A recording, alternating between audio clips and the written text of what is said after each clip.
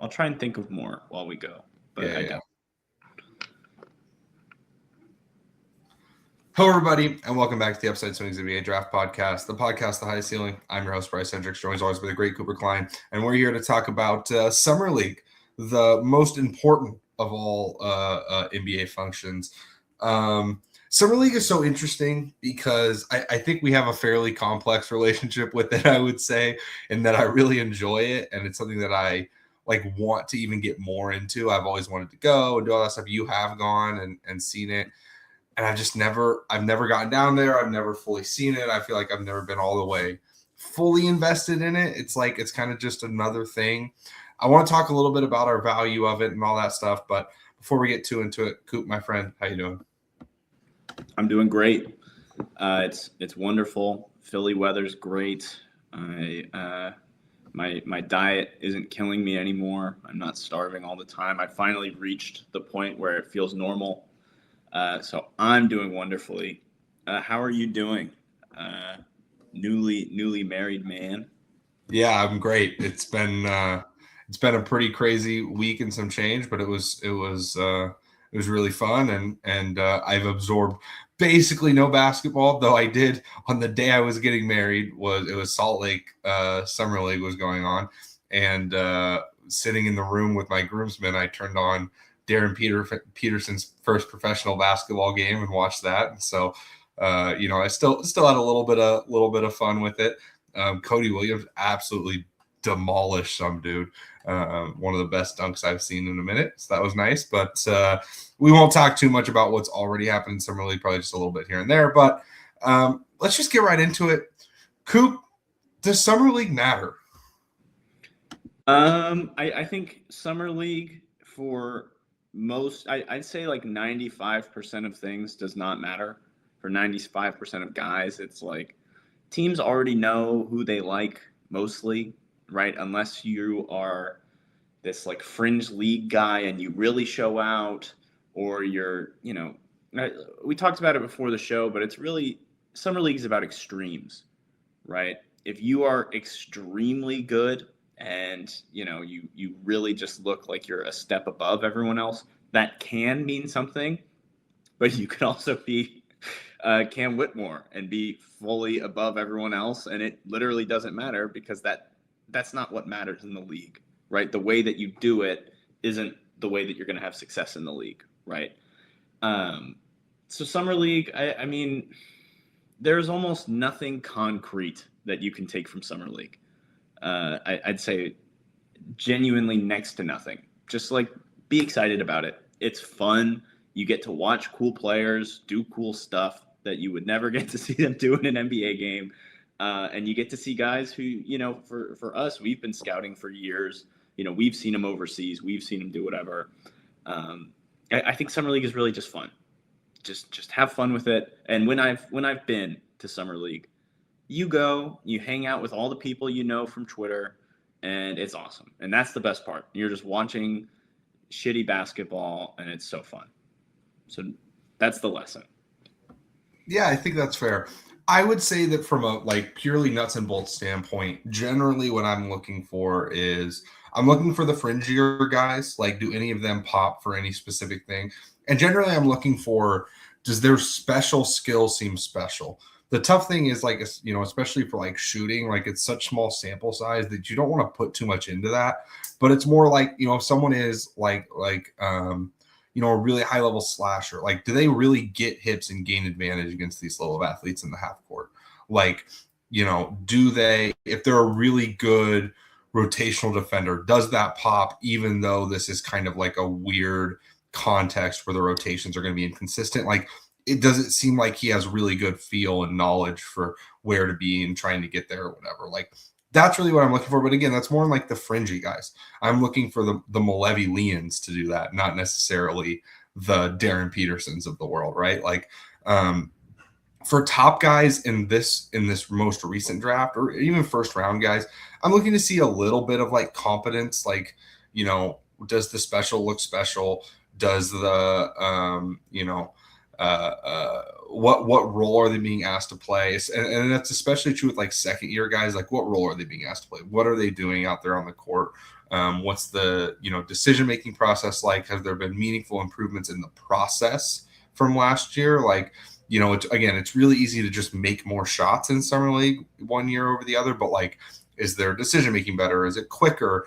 Is their ability to read the floor different? Or, are they being asked to play a different role? Is someone, like I remember like Devin Vassell being asked to like play a lot of point guard in summer league, which was good for him. Like, obviously that's not who he is now in the league, but it's good for him, right? Like, those things all matter, and they all kind of are more what I'm looking for. But I'd say the number one value to myself and to even NBA teams, my guess is that they're mostly looking for fringe guys.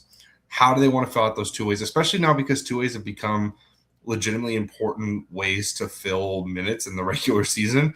And especially now with new lottery reform, teams aren't just going to want to bomb those two ways to just have the worst players possible. Like, there's going to be a little bit of like, okay, let's see if this can be like a competent basketball player, and making sure that those two-way guys are the best use of it. Whether that be guys who maybe they don't have a lot of long-term belief in, but who they feel like can fill gaps early, or can play, who have longer-term development pathways to really earning contracts and playing real minutes. I think that's really what I'm looking for most, is who are the weird fringe guys that look the best.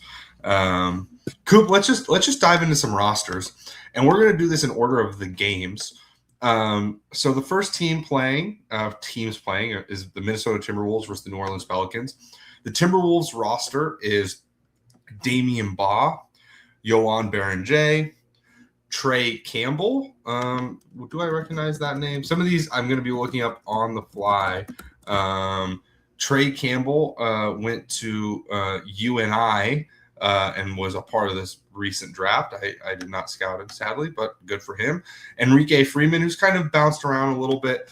DeJuan Harris, who is, I believe, the guard from Kansas, who was on those Kansas teams for like 4 years. Toby Harris, who's had an interesting career path. I believe he was a D3 basketball player who then spent this last year at Iona, where he was just a pretty efficient shooter. He was a 41.1% shooter on 6.8 3-point attempts, and is 6'8". So interesting story there. Trey Kaufman-Renn, Aiden Mahaney, who is once upon a time potential draft Twitter type guy. Well, he was at St. Mary's. Chris Mantis, who has been was not a particularly good college player, but has kind of been hanging around the G League. Devin McLaughlin, Zion Pullen, who both of whom left a little bit ago.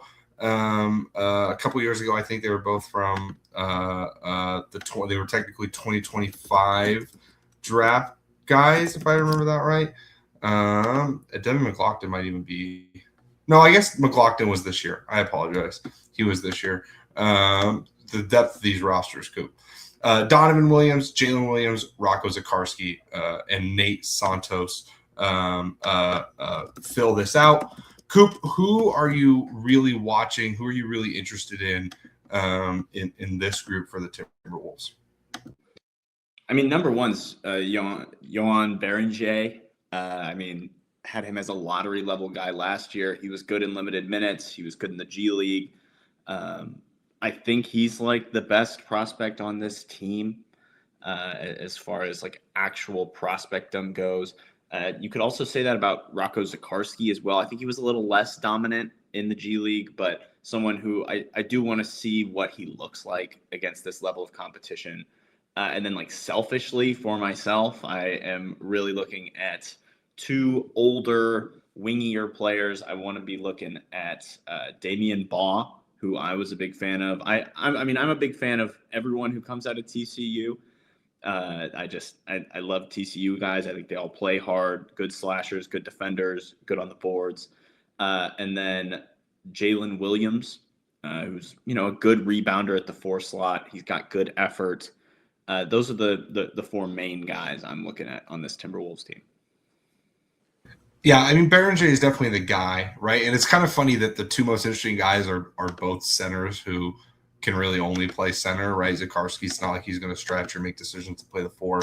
Um, but Berenger is definitely the most interesting guy. I mean, the truth is, it sounds like he's probably going to have to play backup big this year. He's probably going to have to play behind Rudy.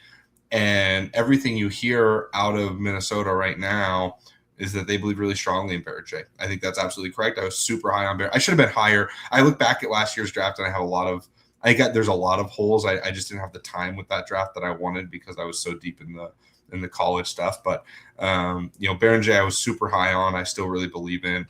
I think he's going to be a really good center in the NBA, and I'm interested because something that you'll notice too is these NBA teams often have like types they're really hunting when building these rosters, but it can make for weird rosters. There isn't like an obvious downhill driving guard here. Damian Baugh and DeJuan Harris are both kind of defense first, point of attack guards. Pullen, Mahaney, and it looks like just from a quick stat dive, the Trey Campbell guy are a little bit more like off the dribble shooting guards, and there's a lot of shooting like bigger, strong wing bets. Nate Santos, Jalen Williams, and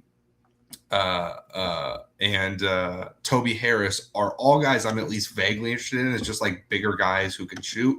Nate Santos in 20 minutes in the G League last year shot the cover off the ball. He was a really good shooter when he was at Dayton. I'm not sure he's like an NBA guy truthfully, but like, a good bet to me. I think, Toby Harris just, from a narrative sense, it's interesting. So those are the guys I'm kind of watching more on the fringe. But I would not say this is in like the top percentile of most interesting summer league teams by any stretch of the imagination. But a potentially more interesting one is the New Orleans Pelicans. The Pelicans starting center, I'd imagine, we'll see. Hunter Dickinson. They have Kobe Buffkin on this team, Coop. Jaron Pierre Jr., who they drafted 58th in this last draft, I believe. Jordan Riley, who is a guard from, I've heard that name, is a guard from East Carolina, who scored a lot of points this last year.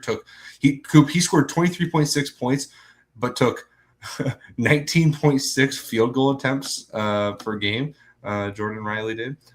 Josh Oduro, Micah Peavy, who we loved last year. Marquise Noel, who is hanging around as one of the shortest guys in basketball. Johnny O'Neal. Solomon Washington is kind of interesting, like strong forward. Dominique Daniels, Nate Mensah is someone who I'm, at least keeping an eye on, in that I think he's just really big. I liked him a little bit coming out of San Diego State, and so I'm interested to see him. Malik Dia is an interesting kind of bigger, skilled forward. Jalen Moore, Melvin Council Jr., Christian Shoemate, who is just like an unreal athlete. He was on that McNeese State team that was coached by Will Wade, and he can just jump out of the gym.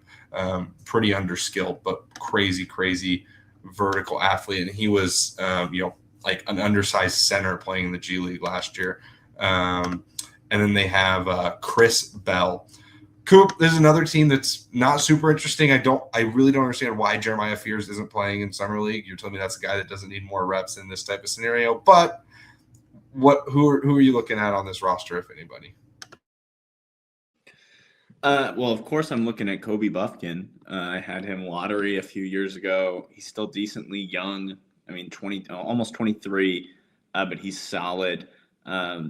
I will always have a fascination with Marquise Noel, and I think other than those two, the only guy I'm really watching is Solomon Washington. I think he's a really unique rebounding forward and defender. He's just really long. He's a really a great mover. I think he's an NBA mover. The problem is he's not really skilled enough to be an NBA forward.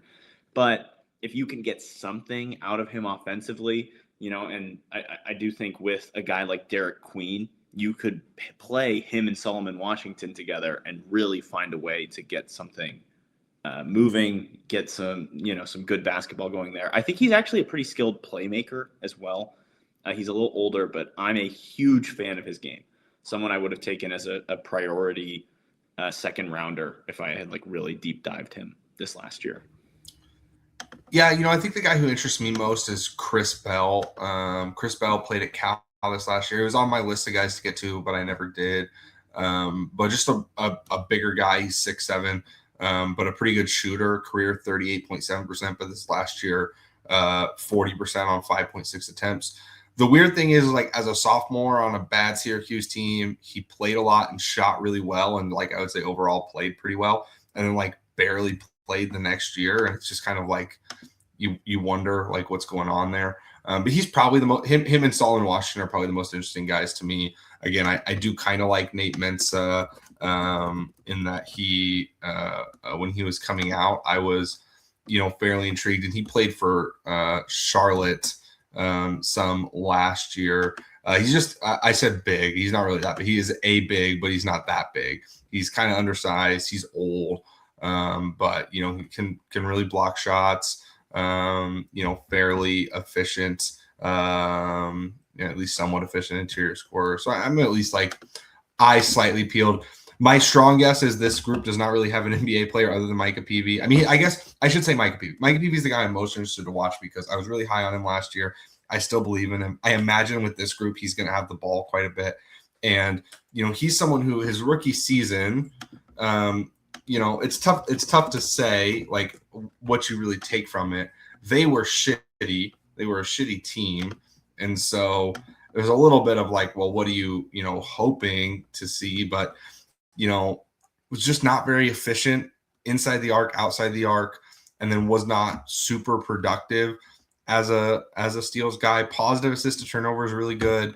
But you wish, the steal rate was at 2.3 is okay, 0.9 block rate. The tough thing is he kind of has to guard guards, even though he's 6'7", and you just have questions. So he's a guy who I want to see how they're using him, how it looks, because he's truthfully just being an older guy. He's probably in a make or break year, and so I really want to see what happens with him. Moving on, the next game is the Spurs against the Hawks. The Spurs summer league roster is an interesting one. Starts with Miles. I don't know if it's Barnstable or Barnstable. I'd imagine Barnstable, but I've been wrong on stuff like that before. He's from Tulsa. He's a guard who just shot a lot, shot really efficiently. Not a crazy assist guy, so he's an undersized shooter type. Not super interested personally, but is good enough to make this. Congratulations on that. Malik Brown, who they drafted this year.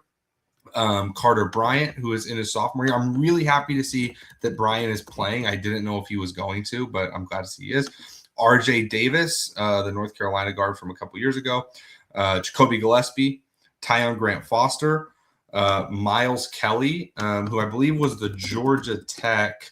I will check this. The Georgia Tech wing from a couple of years ago.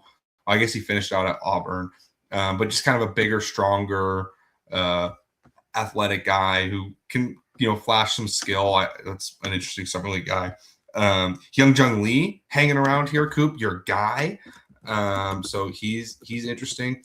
RJ Melendez, who was at Illinois and then finished his career at Mississippi State.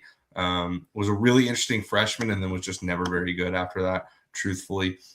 Igor Milicic Jr. is here, and interestingly, and this could be just a mistake, I don't know, it could have been made with AI, and we know how that stuff goes, but they do list him at guard, Coop.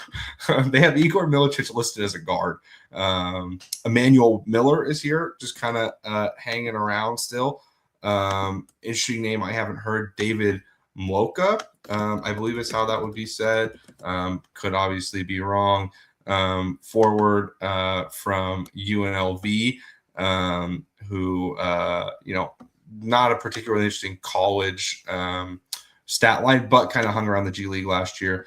Jaden Nunn, Jaden Quintance, Taurus Reed, Harry Wessels, and Zakai Ziegler. Lots of tiny guards on this team, Coop. Who are you excited to watch here with the Spurs? This is a far more interesting team than the last two. Obviously if Quaintance was playing him, but I don't think he's going to be playing with all of the injuries he's had. Taurus Reed, I love Taurus. I think he was a top 25 guy for me this last season. Jacoby Gillespie, if I had had time to like deep scout him, would be someone who I think I would have been pretty high on. It's interesting. It's funny that they have both of the small Tennessee guards from the last few years. Who is Tyrese Hunter? Or did he play somewhere? Did he play at Tennessee first, or am I crazy? No, he played at Iowa State and then Iowa Texas. State first. Yeah, but like there's another small guard in there from that. I was going to make a joke that they should have brought in, but I can't remember his name. But Igor Milicic, I mean, just go with the whole Tennessee roster. Igor Milicic is awesome. Really love his game. And Hyunjung Lee, it's hard not to love him. He might be almost 26, but he can shoot it. He can shoot that thing, and I will always love him, even if he's not that good. Carter Bryant, it's like I'm very happy to see him playing because he needs all the offensive reps he can get. I think the Spurs have been one of the better teams at summer league development over like the last decade or so. I think you could like when Devin Vassell was playing in the G League and in summer league, you could see him developing his off the dribble pick and roll game, and then you're able to take this development that they've been giving him and scale it back into an actual role. I think Carter Bryant desperately needs offensive skills. The defense is so good, but the thing that kept him from being like an easy top 6, 7, 8 guy for me was that the offense is awful. And we saw it. Like he's still able to play because the defense is so good, but he needs to be able to do something offensively. And I mean, I feel like I have to say Tyon Grant Foster because he's like a name that's been around, but he's 26 and was not good enough to play the last few years. So I just don't think he's a guy. Yeah, I think what I'm most interested to watch is that it feels pretty strongly to me that the Spurs are buying into trying to play two bigs. There's a lot of bigs on this roster. Harry Wessels is a 7-1 center, like real center, not a wing or whatever. Taurus Reed, center. Jaden Quintance, Malik Brown, Igor Milicic, Emmanuel Miller. All of those guys are like bigs. They're not wings. Now, maybe Milicic like has become enough of a shooter. He was kind of like vaguely skilled enough and was maybe hurt by what he was asked to do at Tennessee. But like, it feels to me like that's what they want to do. And so I imagine that Carter Bryant's going to play a lot of 3, which intrigues me because, to me, naturally, he's more of a 4 in the modern NBA. But I say modern NBA. The counter side of that is that the NBA is more and more about rebounding. And Victor Wembanyama, for all his strengths defensively, not a great rebounder. And so it feels like they're trying to make sure they can put enough kind of rebounding out there with him. I think it's an interesting place to be. I obviously love Quintance. I don't know how healthy he is right now. If he's healthy, he's the guy I'm most interested to watch by a country mile. Other than that, like I'm just not sure the spacing on this team is going to be really rough. Even like their guards, like Zakai Ziegler, not a great shooter. It's going to be a lot of how good of a shooter is Jacoby Gillespie. He's interesting because I do think his NBA proposition comes entirely down to like how good of a shooter is he, because he's a really good passer, he's a really good defender, good simple decision maker. If he makes enough shots, he's a classic backup point guard, but he's not a very good athlete and the shooting is inconsistent. So Miles Kelly, whatever, Hyunjung Lee, whatever. Milicic, I'm legitimately interested in. I think I still kind of believe, and you guys were higher on him than me, but I liked him still. I still kind of believe that there's a world that Igor Milicic is an NBA player.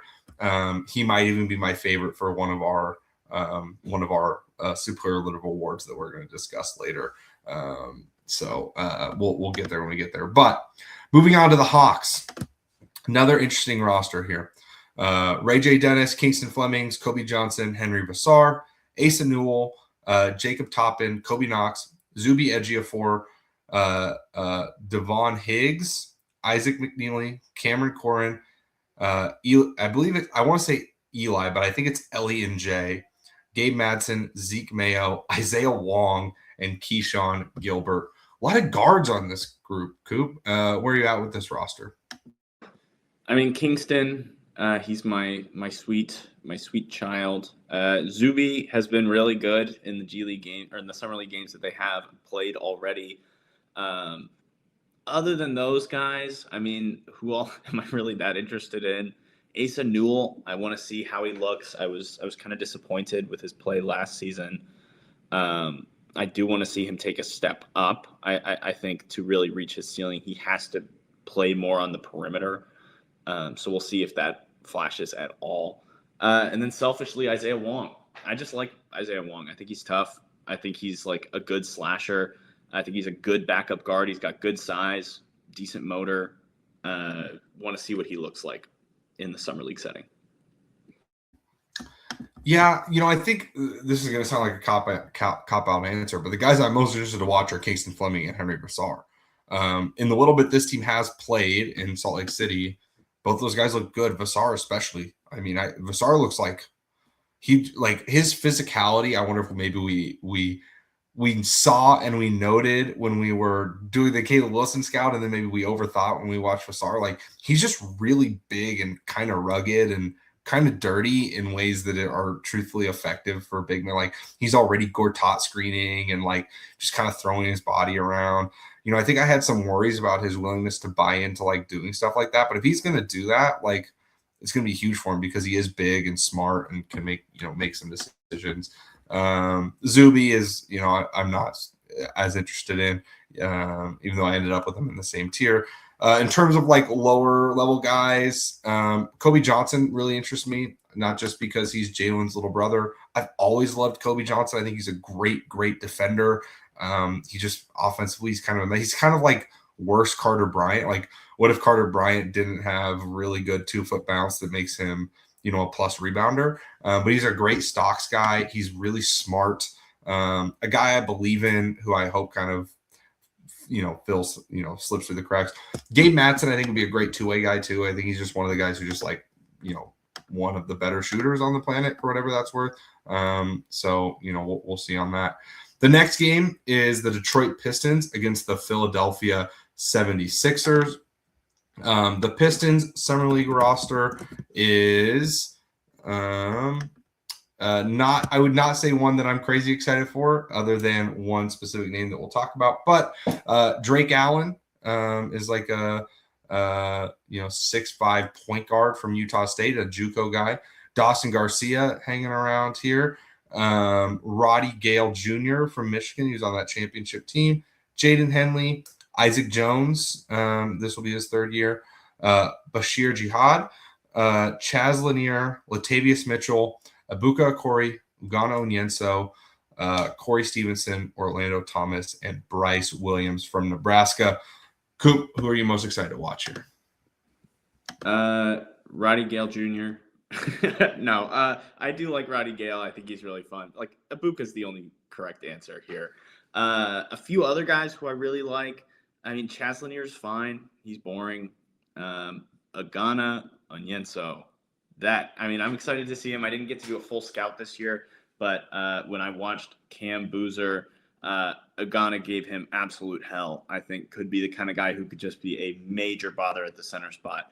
And then one of our, I think you and I's favorite players of the last few years who just kind of hasn't hacked it, Bryce Williams, Nebraska legend. Absolutely love that guy. Tall. I think he's like 6'6". He can handle. He can shoot. Can really play. I think he could be like a really like an actual player on a team this upcoming season. So I'm excited to see him play.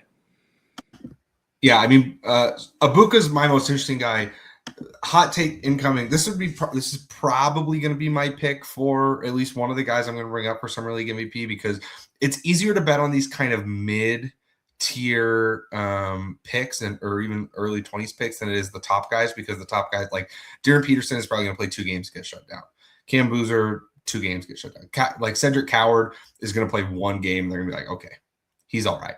We're good. You know what I mean? Like that's what generally happens. I think Ibuka is going to play probably all the games. I think this is a good summer league team. Like I think there are a couple of guys who I'm really interested in. Who also like it kind of makes sense as a team. You have Onyenso and Isaac Jones in the middle. Isaac Jones is at least a borderline NBA player, has been on 2 ways for a little bit. Not a great defender, but solid athlete, good passer, can kind of handle a little bit for someone as big as he is. I'm with you. I think Bryce Williams is great. Like I think he can be a 2-way guy and then maybe even be a real contract guy. Like he's old and, so there's only so much time, but he's still a guy that I really strongly believe in. Jaden Henley and Roddy Gale Jr. as like athletic kind of wing bets. I'm not out on those guys. I think there's a chance for them, but the biggest thing is I just think Ibuka Core is really good. And I think that he's just going to have and this team has the requisite amount of spacing and other guys who are like good basketball play, like Bryce Williams is like a 2nd or 3rd summer league guy. I think that makes a lot of sense. So there's not a ton of like high level talent. There's not a ton of 1st round guys or anything, but I do think this can be a team that might surprise. And I say this and they're going to go 0-6 or whatever, but is a team I'm excited for. I think has a chance. And Ibuka is just really good. And he's also built to just like absolutely wreck shop in summer league. Like that's just 100% his type of thing. All right. The 76ers have why is that doing? Hold on. My internet is being really slow. I hate the new Twitter search stuff. It really sucks. Hold on 1 second. But anyways, we do know that the 76ers will have LeBaron Philon steal of the draft on their roster. All right, here we go. I'm not sure exactly how. No, that's not right. Gosh dang it. This is so annoying. Hold on. I'm sorry, Coop. Hopefully this won't be too hard to edit. Philadelphia 76ers Summer League roster. Okay. All right. Here we go.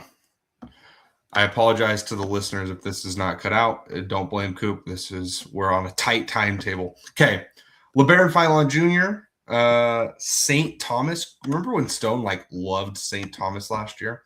What a time. Janai Broom, JJ Harper from Liberty, Duke Miles, who was at Vanderbilt this last year, Javonte Campbell, Amani Lyles, Tay Fields, Drew Cisse, who was on the Delaware Blue Coats this last year, Matt Rogers from American. He's someone I've had a little bit of an eye on. Dante Maddox Jr. from Xavier, Gerald Ayayi from Paris Basket, Nick Townsend from Yale, Isaac Johnson from Hawaii, and Malik Wilson from Houston. Is it Malik or is it Malik?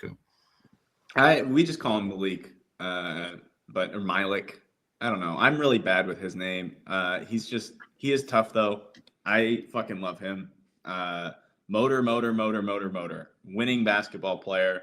Please, somebody sign him to a 2-way. Is there anyone else that's not LeBaron Philon who I am at all interested in on this summer league roster? And the answer, I think, is no. I love Philon. I think Wilson's like an NBA level, like a 2-way 15th man. Like, keep him on your roster because he'll be really good in the regular season and can maybe give you 2 minutes of spot playoff time. But I'm just not particularly moved by anyone else on this roster. I know Stone loves St. Thomas, but not particularly good. I mean, at least Nick Townsend is kind of young, right? Played on a pretty decent Yale team, but not someone I'm super excited about. All right, so there's one name I'm really excited about. I did not get to do a scout on him. I was really hoping to. He was high on my list of guys. But that's Isaac Johnson. Isaac started his career at Oregon, then transferred to Utah State for 2 years. His junior year Utah State, he didn't really play, so he was not really in minds at all. Transfers to Hawaii, has a really big year at Hawaii. Make shots, rebounds. He's huge, real 7-footer. I don't know that he's actually that good, but this is exactly the type of bet of a guy you should take in summer league, and that like he's just gigantic, can maybe shoot, fairly skilled. I bet you he signs a 2-way after this, for whatever that's worth, good or bad, whatever. I bet you he signs a 2-way. Other than that, I mean, yeah, like let me remind myself on Lyles. Is he someone that I liked? But yeah, I would not say I'm particularly excited about any of these guys. Lyles, at least a bigger guy who can kind of shoot. There's a couple, St. Thomas, a bigger guy that can shoot. Matt Rogers is a bigger guy that can shoot. So there's some bets there, but yeah, I mean, I would agree with you. I'm not crazy ecstatic about any of these guys. All right, the next one is the Warriors against the Dallas Mavericks. The Warriors Summer League roster is as follows.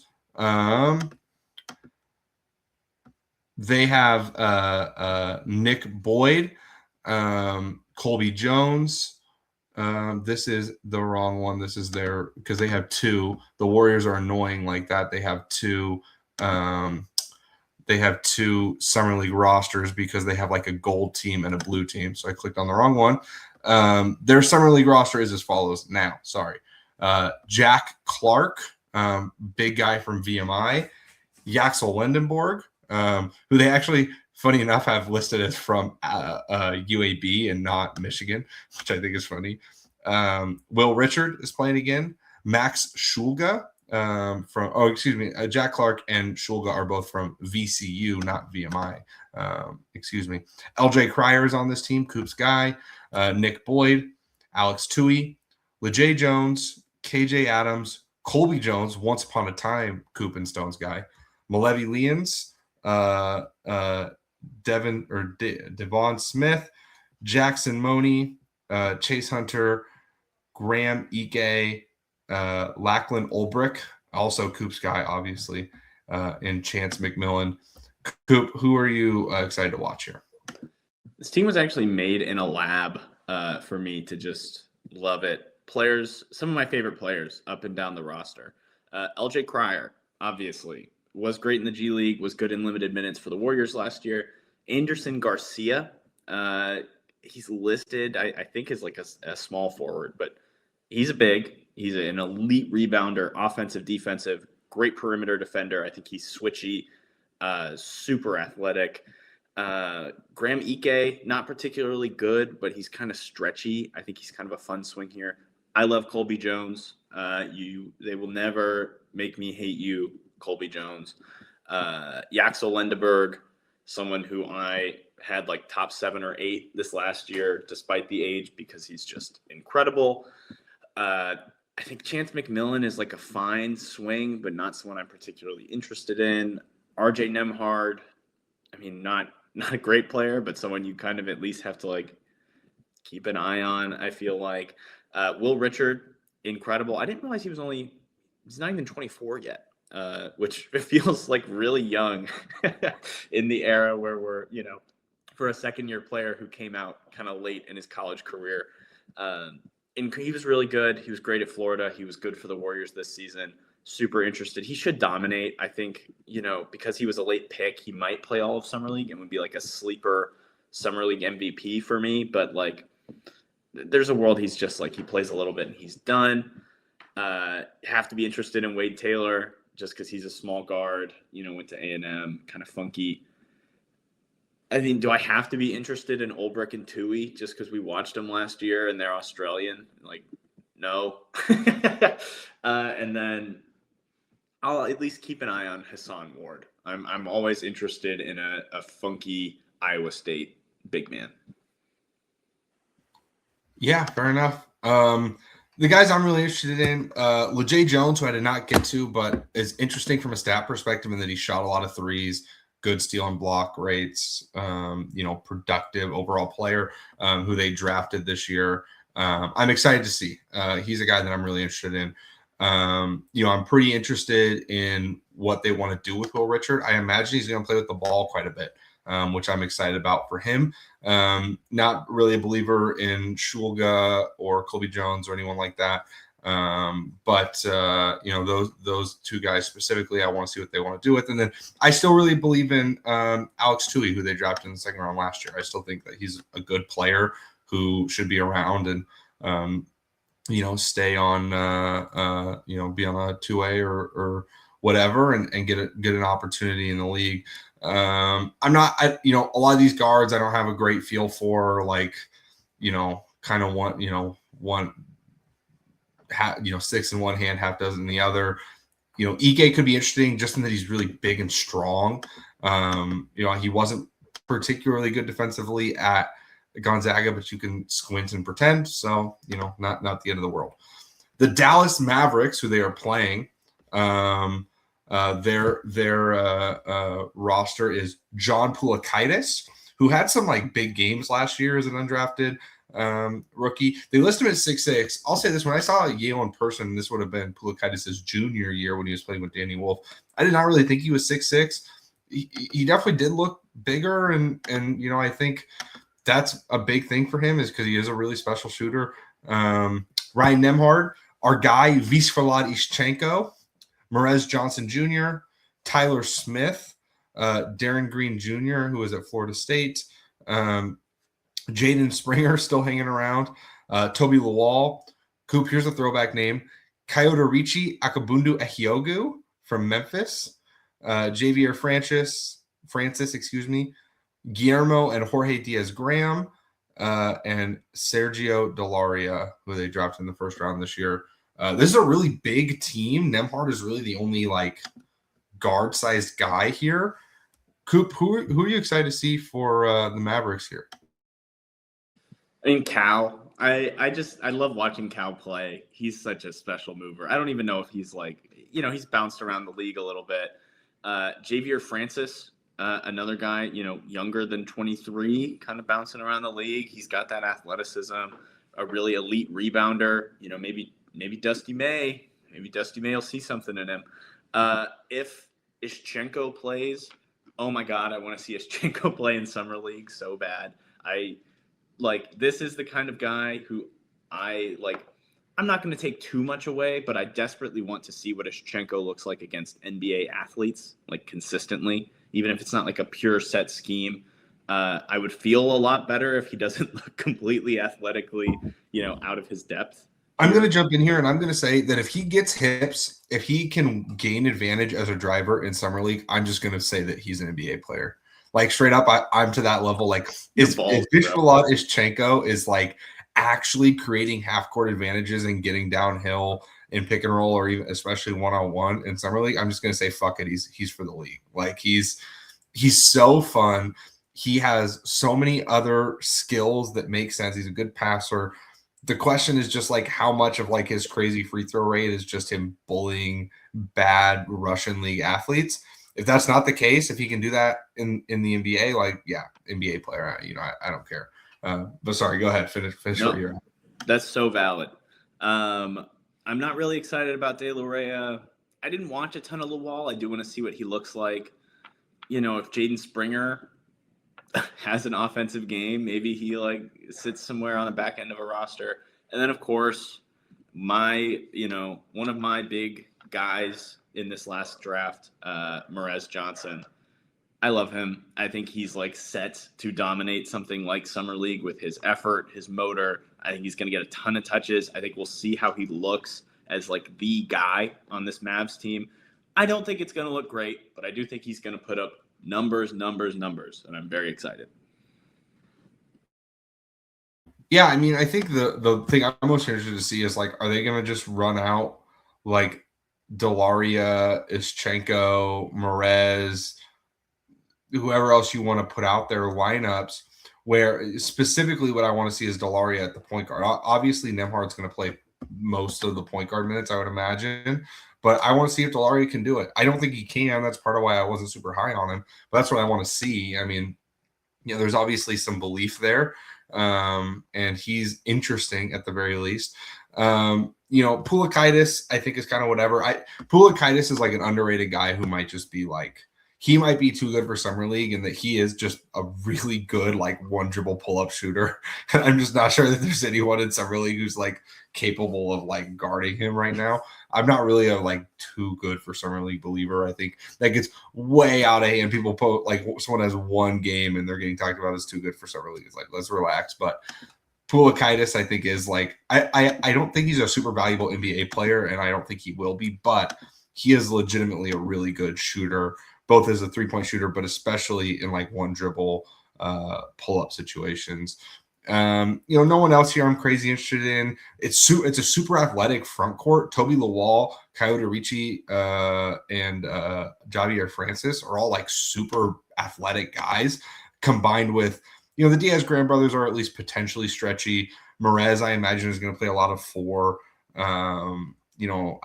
Tyler Smith, kind of stretchy. Like, it's obvious kind of what they're going for, but definitely an interesting group. The Hornets against the Magic is the next game. The Hornets are rocking with Zion James, Christian Anderson, Michael Ajayi, who's from Butler, went undrafted this year, Ryan Kalkbrenner, Terrell Brown Jr., Wyatt Fricks, who's from Marshall. That's a name I haven't heard, actually. Kylan Boswell, Max McKinnon, Hans Steinbach, Cameron Matthews, Tejan Salon, Liam McNeely, Latrell Wrightsell Jr., and Josiah Alec. I'm not sure how to say that. Coop, who stands out to you on this roster? I think it's funny that they're doing the whole we're just drafting serious basketball players bit, and then they have Kylan Boswell and Tejan Salon on this team. I think it's funny. I love Zion James. I think he's really, really fun. The definition of serious. I do want to see Cameron Matthews. He struggled for the Rockets summer league team last season. He wasn't very good in the G League either.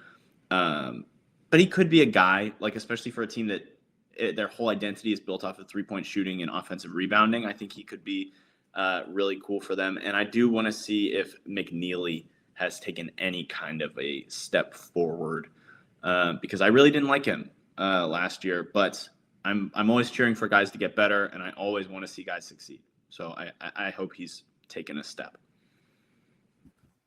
Yeah, I mean, I'm really excited for McNeely. You and I are differ in that I really like McNeely, and I have some belief in him. I'm interested to see how that goes. A guy I'm interested in just stat line scouting. Wyatt Fricks is like really interesting for old. He's ancient, but big guy who can shoot and block shots. That's interesting. Like as a 4 right now, and what the NBA is. There's going to be real balance in like one of the next coming things, I think, is guys who can credibly protect the rim, even if they're not great rebounders, who can really stretch. Not that there's always obviously been some value to that, but it's going to be even more so because teams are going to be more and more reliant on playing bigs who can't shoot because they just need bruisers inside to go finish possessions.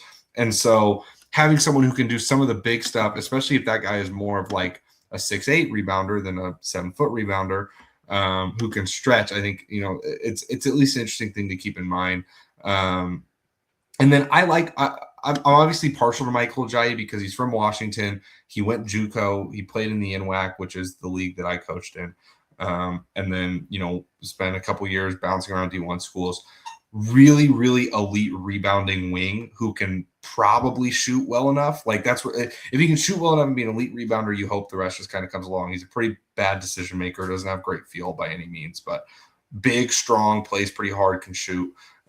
So those are the two kind of fringier guys I'm interested in, but definitely want to see like Christian Anderson, Zion James, Kalkbrenner, and the other thing I want to monitor is Steinbach's playing mostly the 4?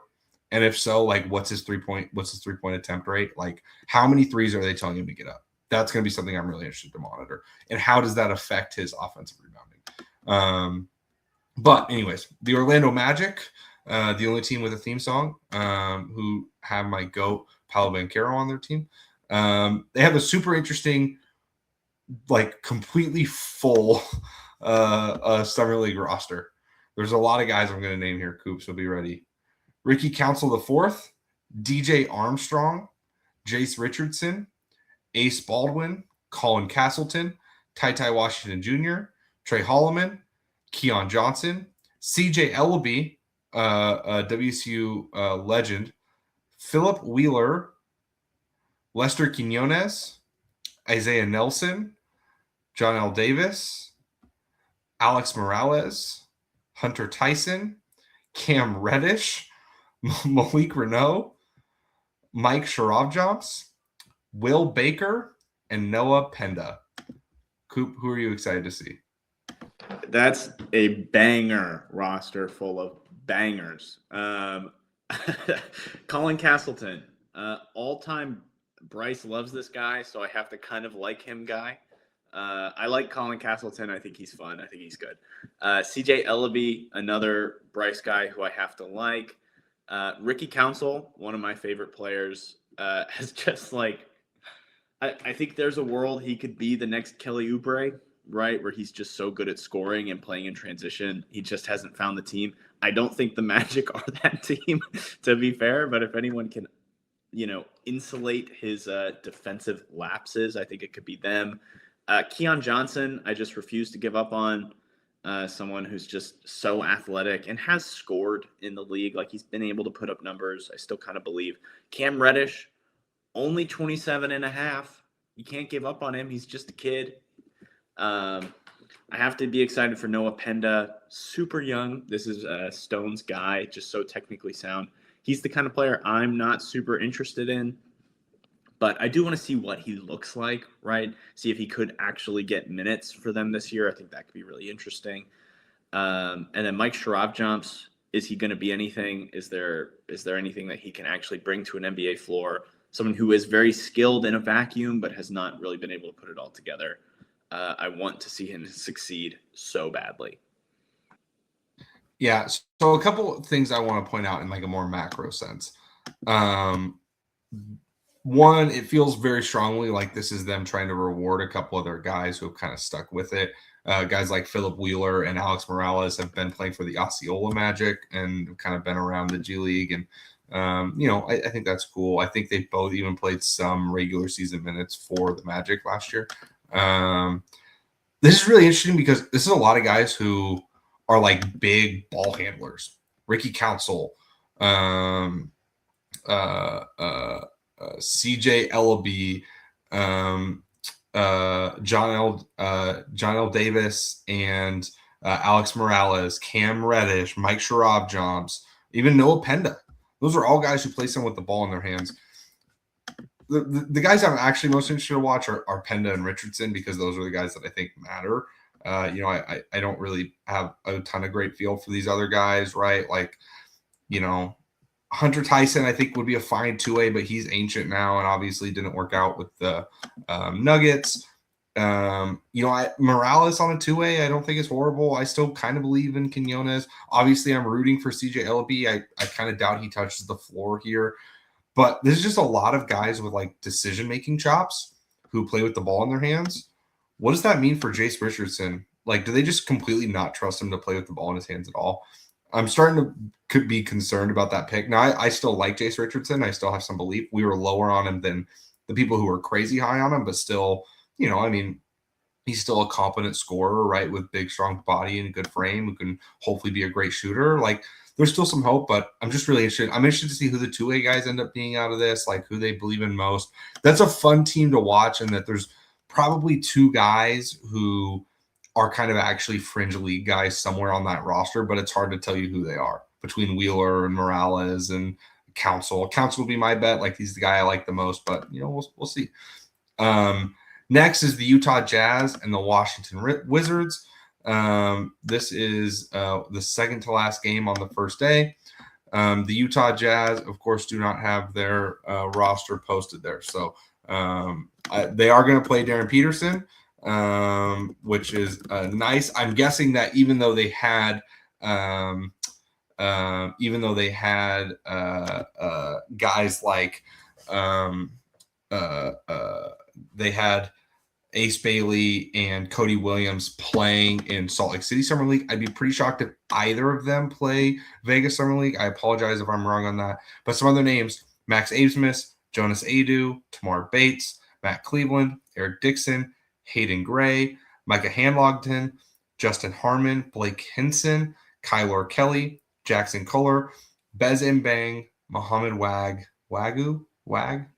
and then, of course, Darren Peterson. Coop, is there anyone other than Peterson you're excited to watch here? Well, so what list are you reading off of? The only one I could find was the Salt Lake City Summer League one. On the NBA on NBA.com site, they don't have the Jazz having a roster listed. On Hoops Hype, I found a long list that has some interesting names. Go ahead and read off. Go ahead and read off some of the names. Max Absmus, which would be cool. It has Ace Bailey, has Tamar Bates, Matthew Cleveland, Eric Dixon, Micah Hanlogton, Justin Harmon, Blake Hinson, Kyler Kelly, Jackson Kohler, Bez Mbang, Darren Peterson, Muhammad Wag, Cody Williams. Am I stupid or did? That's the one I read, but it's okay. No, I guess I spaced out and I'm a fool. I'm gonna leave that in so everyone can see how foolish I am. That's not the real reason why. We know the real reason you're leaving it in. Because I'm too lazy to edit it. Yeah. Is there anyone on that list you're excited to see at all? I like Bez Mbang. I don't know what you're talking about. I think he's cool. I think he's a fun defender, and like he put up some stats, in the league last year, and he's fun. Eric Dixon, I think I liked more than you. Like fun two-way backup. Like, hey, can you go in and pretend to be Lauri Markkanen for 10 minutes? Right? Like Eric Dixon can do that. I think that would be really cool. And then Matty Cleaves, of course. I'll never give up on you, my beloved. Even if you're not particularly good, I think just a fun slasher who can light it up a little bit. Yeah, I mean, Bez is the only guy I'm super excited for. Not super. That's not the right way to put it. He's the only guy I really have much belief in. Adu, I want to believe in because I think he's such a good defender, but I don't know how much he's going to get on the floor with this group. Like, I don't know. It's tough to say. I like Hanlogton too, truthfully. Like, obviously he got buried behind the bigs at Florida for the last couple of years, but I like him quite a bit. I think he's talented. So those three guys are all okay. But really, this is going to be the Darren Peterson show. I think they put together a roster specifically for Darren Peterson to cook. And I think he's going to play 3 games, and he's probably going to have the 3 best games of anyone in Summer League, and then he's going to dip out. I think that's probably my guess for how this goes. But I don't think that's the worst thing in the world. The Wizards, AJ DeBonsa, Jameer Watkins, Trey Johnson, all participating. Interesting to see Trey Johnson participating. I do kind of like that. Julian Reese, Kadari Richmond, Norris Agbakoko. I'm probably saying that wrong. I apologize. He's played for Alba Berlin. He's a little bit older. John Camden from Cal. Chris Livingston, Reese Beekman, Will Riley, Damari Monsanto, RJ Nemhard, Felix Okpara, Seth Trimble, and Trey Carroll. Coop, who are you excited for here? Actual question, how many Nemhards are there? A lot, but this is from a different family. What the fuck? Like RJ, and then there's one other are like it's a different family. I don't even know if they're related, but it's not the same as Ryan and Andrew. Andrew, yeah. Okay, how did I not know that? Everyone is going to get to see me be a fool live on probably this. Not even I if I were to guess, they're probably not even the same nationality. That's because crazy. the other Nemhards are Canadian. Yeah. Oh, dude. Okay. Guys who I'm interested in. Is Trey Johnson going to be too good for summer league? I doubt it. Reese Beekman. I guess I kind of want to see how he looks handling the ball against NBA defenders. Um, I like Julian Reese. I thought he gave them some good minutes as a backup. Um, Other than that, I do want to get a clear idea of what Felix Akpara looks like, and I do think Kadari Richmond could be like a sleeper first team uh, all summer league player. I think he's really good, really talented. If the ball falls the right way, the Wizards make a run, he could really, really play in the NBA. Yeah, a couple bets at bigger shooters here with Damari Monsanto, who I liked when he was at Wake Forest at least a little bit, and John Camden from Cal, who Camden really shot the shit out of the ball the last couple of years. I'm really interested to see, Jameer Watkins, Trey Johnson, do they put the ball in their hands at all? Will Riley needs to play with the ball some. Like, how does that work with AJ, who just wants the ball? Like, are we going to start to see some off-ball AJ? Yes or no? I mean, that's probably the biggest question, because I imagine – starting group is something like Jameer Watkins, Trey Johnson, AJ DeBonsa, Will Riley, and Felix Akpara. Probably be my guess. So that's not really playing a true point guard. That's just a lot of bigger guys, which I like. I think that's perfectly reasonable. Who brings the ball up? How does that group play? Does one of those guys have to get bumped to the bench so that Reese Beekman or Seth Trimble, of all people, can start and someone can actually bring the ball up? I don't know, but I'm interested in that. Camden and Monsanto as shooters, I'm interested in. I agree with you on Kadari Richmond. I think he's, a talented basketball player who has this major flaw.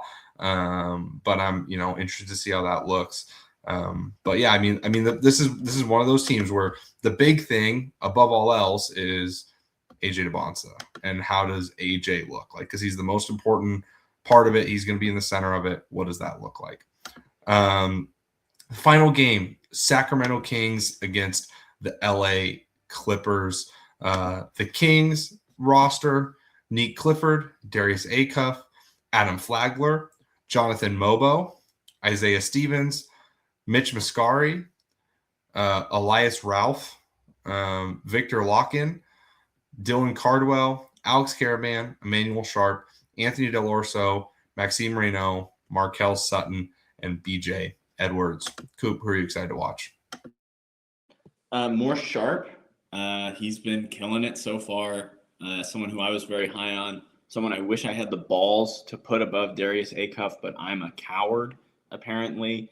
Dylan Cardwell, I want to see because there was the funny video of him singing with the dorky Kings fans who write all the songs and sing them on TikTok. I love those guys, and I love Dylan Cardwell for joining in with them. Anthony Delorso is a dork. I'm not excited to watch him. Nick Clifford, I want to see what he looks like in this sort of context. I think it's kind of made for him. If he actually plays, Howin Gua would be like. I mean, we'll see how that turns out, but I do doubt that he actually gets minutes. Of course, Mogbo, Reynaud. I hate to tell you, but I think they cut Gua to make room for Mobo. This is why the Kings are the Kings. Okay, this is all starting to make an awful lot of sense. It's fucking ridiculous, dude. Go to hell, Sacktown. I mean, Mobo's better. Like, very obviously, like, Mobo is an awesome player. But, like,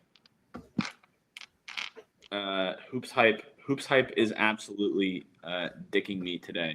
So, I mean, the NBA website could be wrong, too. I mean, it's tough to say. I mean, the truth is doing, like, a summer league preview like this, it can get fucked up so easy. Like, it'll be fucked up by tomorrow when summer league starts. And, like, guys will change rosters, be dropped out of summer league. Like it changes on a dime.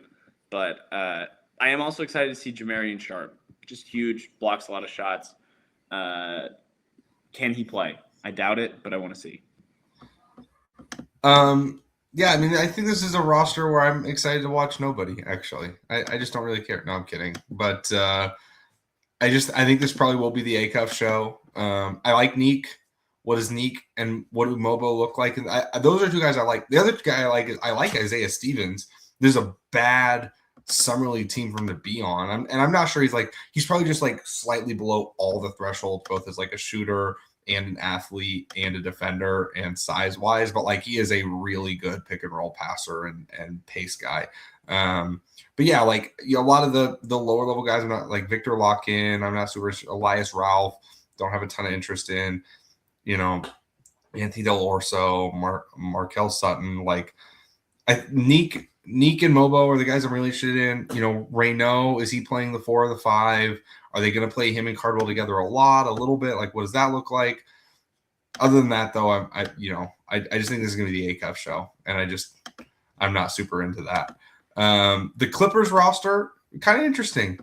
They bring in Sean Padula from Ole Miss, Keaton Wagler, Kobe Sanders, Nick Martinelli, Baba Miller, Jameel Telfort, Cam Christie, Riley Kugel, Themis Folks, Zach Fremantle, Fletcher Lawyer, and Norchad Omir. Coop, who are you excited to see here?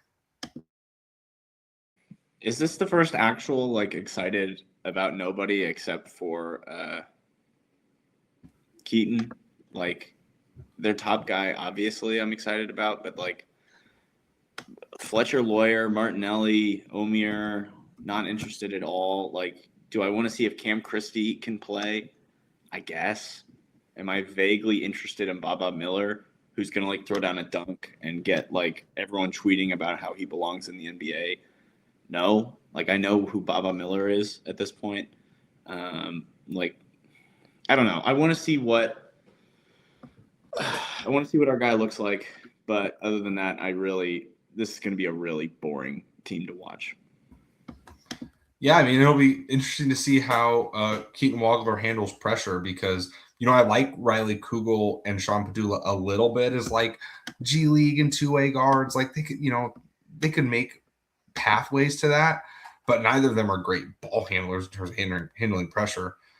Kobe Sanders, we were like kind of low on. I thought he was pretty good last year. Like he signed a real contract for a reason. Like that was a good find for the Clippers. A lot of the off the dribble jump shooting stuff that we were really concerned about translated to catch and shoot stuff okay. And he kind of like as the offensive role got smaller, he kind of did ramp up the defense. I don't think he's great. I don't think like he's some future crazy high end starter or anything, but like he's probably a rotation player in the NBA. So I have some interest there. But yeah, I mean, Zach Fremantle, if he was healthy, I always liked Fremantle. He could just never stay healthy. I don't know why I would start believing that now, but if he could, not the worst player in the world.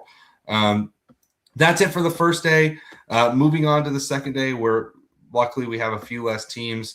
The Milwaukee Bucks play the Miami Heat. The Bucks have a crazy, interesting summer league roster that they were waiting to post because they had to wait for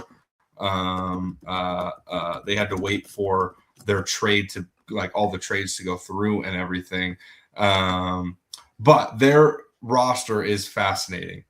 Nate Ament, Zach Austin, Brandon BJ Boston Jr., Braden Burries, John Butler Jr., Rafael Castro, Jesse Edwards, Kasparis Yakachonis, Cam Jones, Kwani, Kira Lewis Jr., Malik Lewis, Bogolyub Markovic, Kevin Boopy Miller Jr., Pete Nance, Cormac Ryan, Kobe Stewart, Luke Travers, and I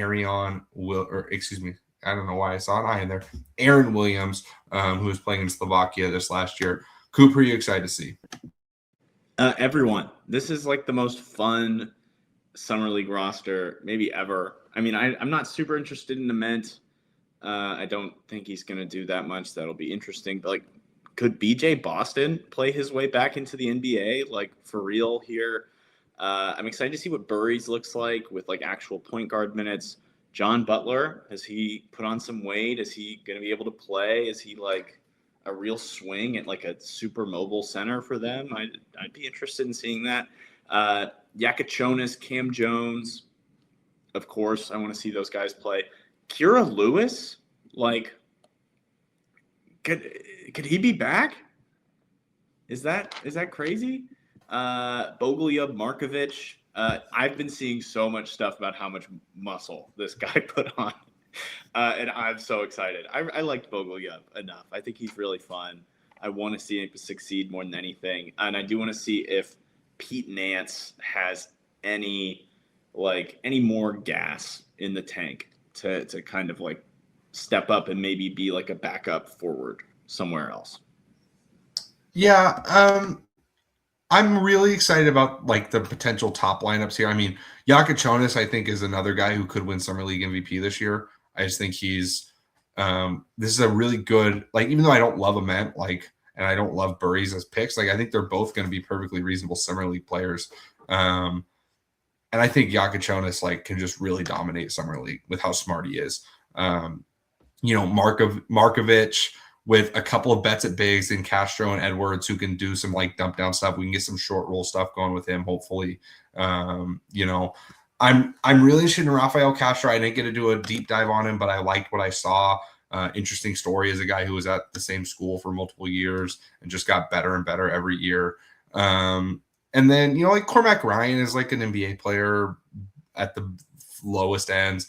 And then Malik Lewis, I'm interested in because what exactly does he have to do? Is he playing more as a wing or as a more of a kind of power forward? Because he's big and strong. The handle's kind of weak. The shot's kind of questionable, but he is tough. He plays hard. And so, I think that was kind of an underrated pick at the end of the second round. I could see him, maybe popping a little bit. This is a really, really fun group. I'm really, really excited to watch this team. They're probably up there with my most excited watches because, I had Kasparas at like 3 on my board last year. And obviously, like, Harper is better than him, and Queen is a question. Like, I definitely should add Harper above him, but I still believe him and Queen are absolutely like potential star level guys. I believe strongly in that group of 3 to be star level guys. That's part of why I loved last year's draft so much. And Yakachonis is just a real his combination of craft as a handler and real plus intelligence as a passer, I think can really help him dominate Summer League. And I'm hopeful that this is kind of the start to what is a great sophomore year for him, where I'm hoping that he starts a ton for the Bucks. But anyways, the Miami Heat, a little bit less interesting group, I would say. Come on, internet. Oh, of course, that's not available on there. They have also not put theirs on the NBA website. So we will see if we can find it. Online. Yep, here we go. Ryan Conwell, Trey Donaldson, Myron Gardner, Vlad Golden, Trevor Keels, Jesus. That's a name I haven't heard in a long time.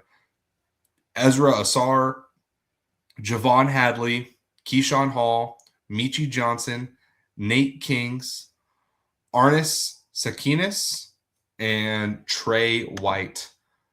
Coop, is there anyone on this list you're excited for? Trevor Keels, bringing back some like memories of the good old days. I want to watch Trevor Keels basketball. Vlad Golden, I'm interested to see if there's any new developments there. NBA is always in search of decent backup bigs. I think Golden could fill that. I was probably a little too low on him, even if he's not particularly good, just because he's massive and can kind of move. And then last guy I really want to see is Ezra Azar, crazy rebounder, very physical, very athletic. I'm very interested to see if he clicks at all and is able to kind of stick and athletically and play with the Heat. I feel like he's the kind of guy the Heat could really find some random value out of.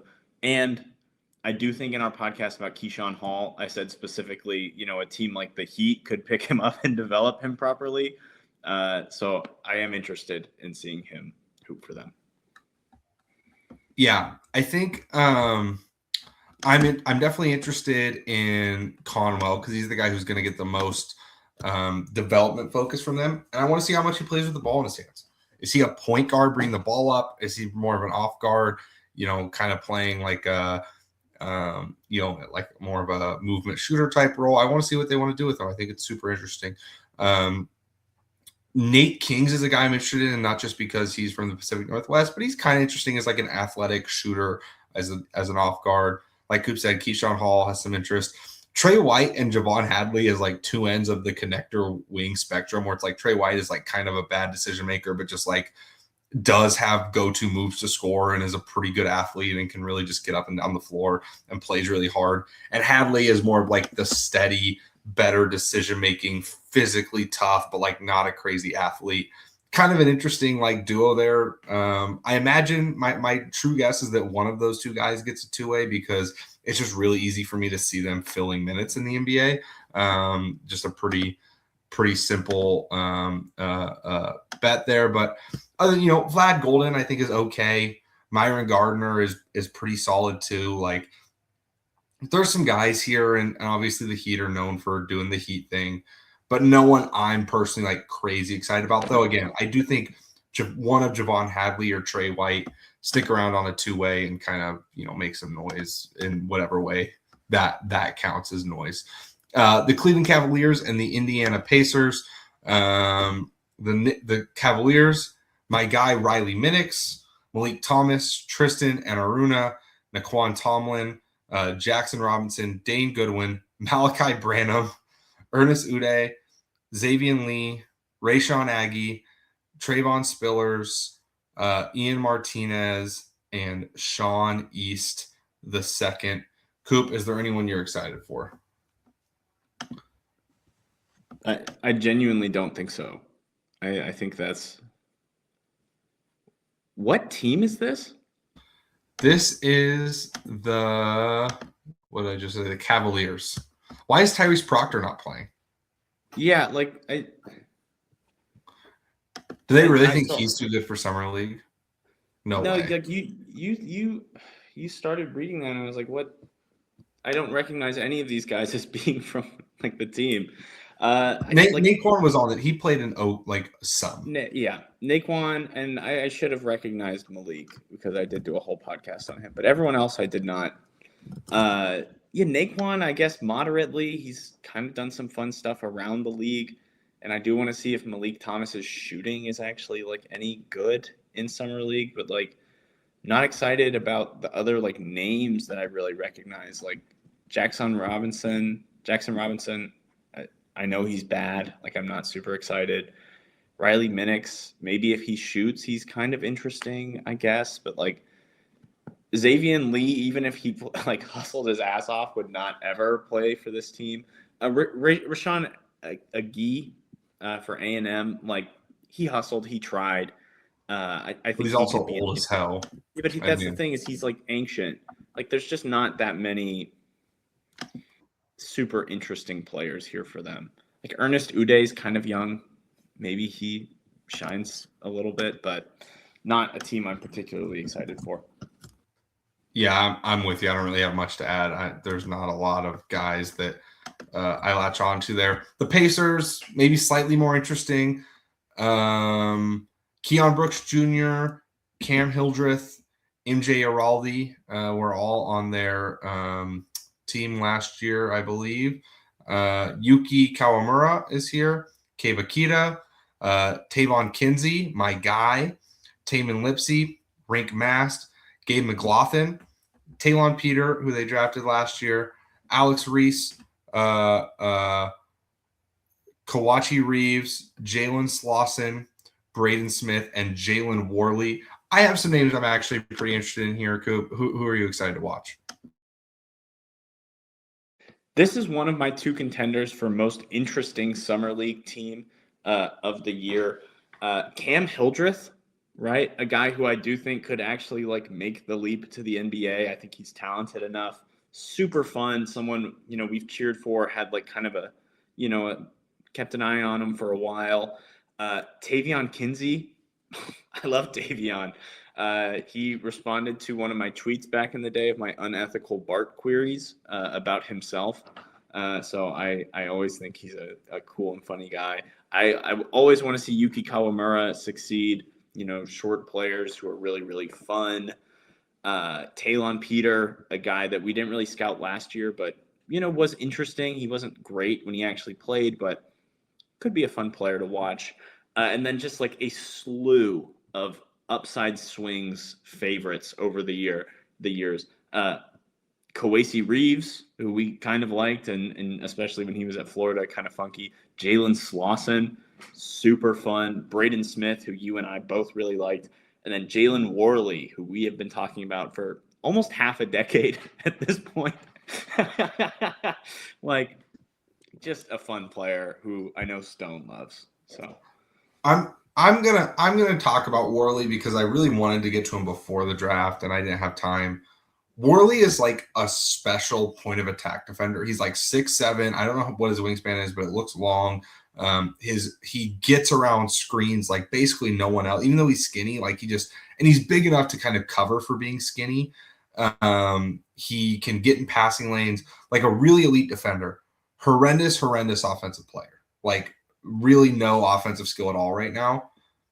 But that's a guy that you bring on to Summer League, keep on your G League team and see if he figures something out. Because if something clicks, if the shooting clicks, or he figures out how to be an okay enough slasher, or you're a team like the Pacers that do just play high pace enough that maybe you just like in the regular season don't have to worry about him,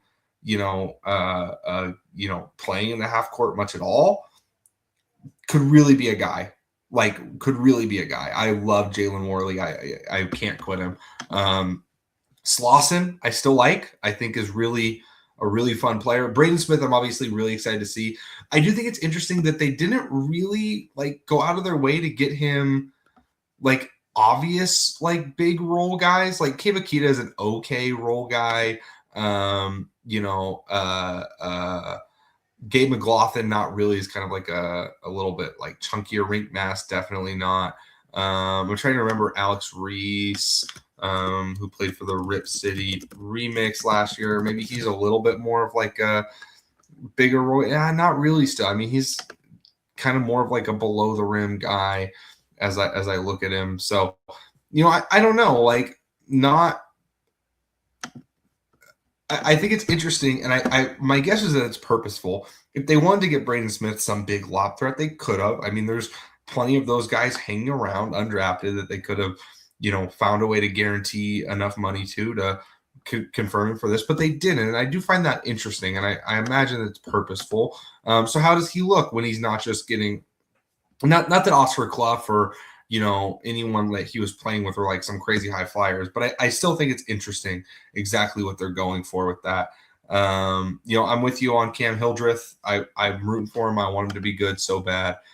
He never quite took that leap at Wake Forest, but maybe in the NBA and that development path, it's a little bit different. The next game is the Brooklyn Nets versus the New York Knicks.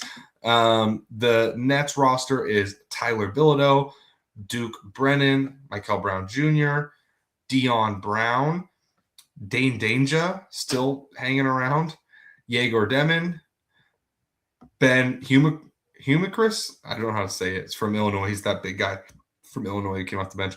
Chaney Johnson, Dwight Murray Jr., Grant Nelson, Drake Powell, Hunter Salas, Ben Saroff, Aaron Scott, John Ukamuda, and Danny Wolf. Coop, who are you excited to watch here?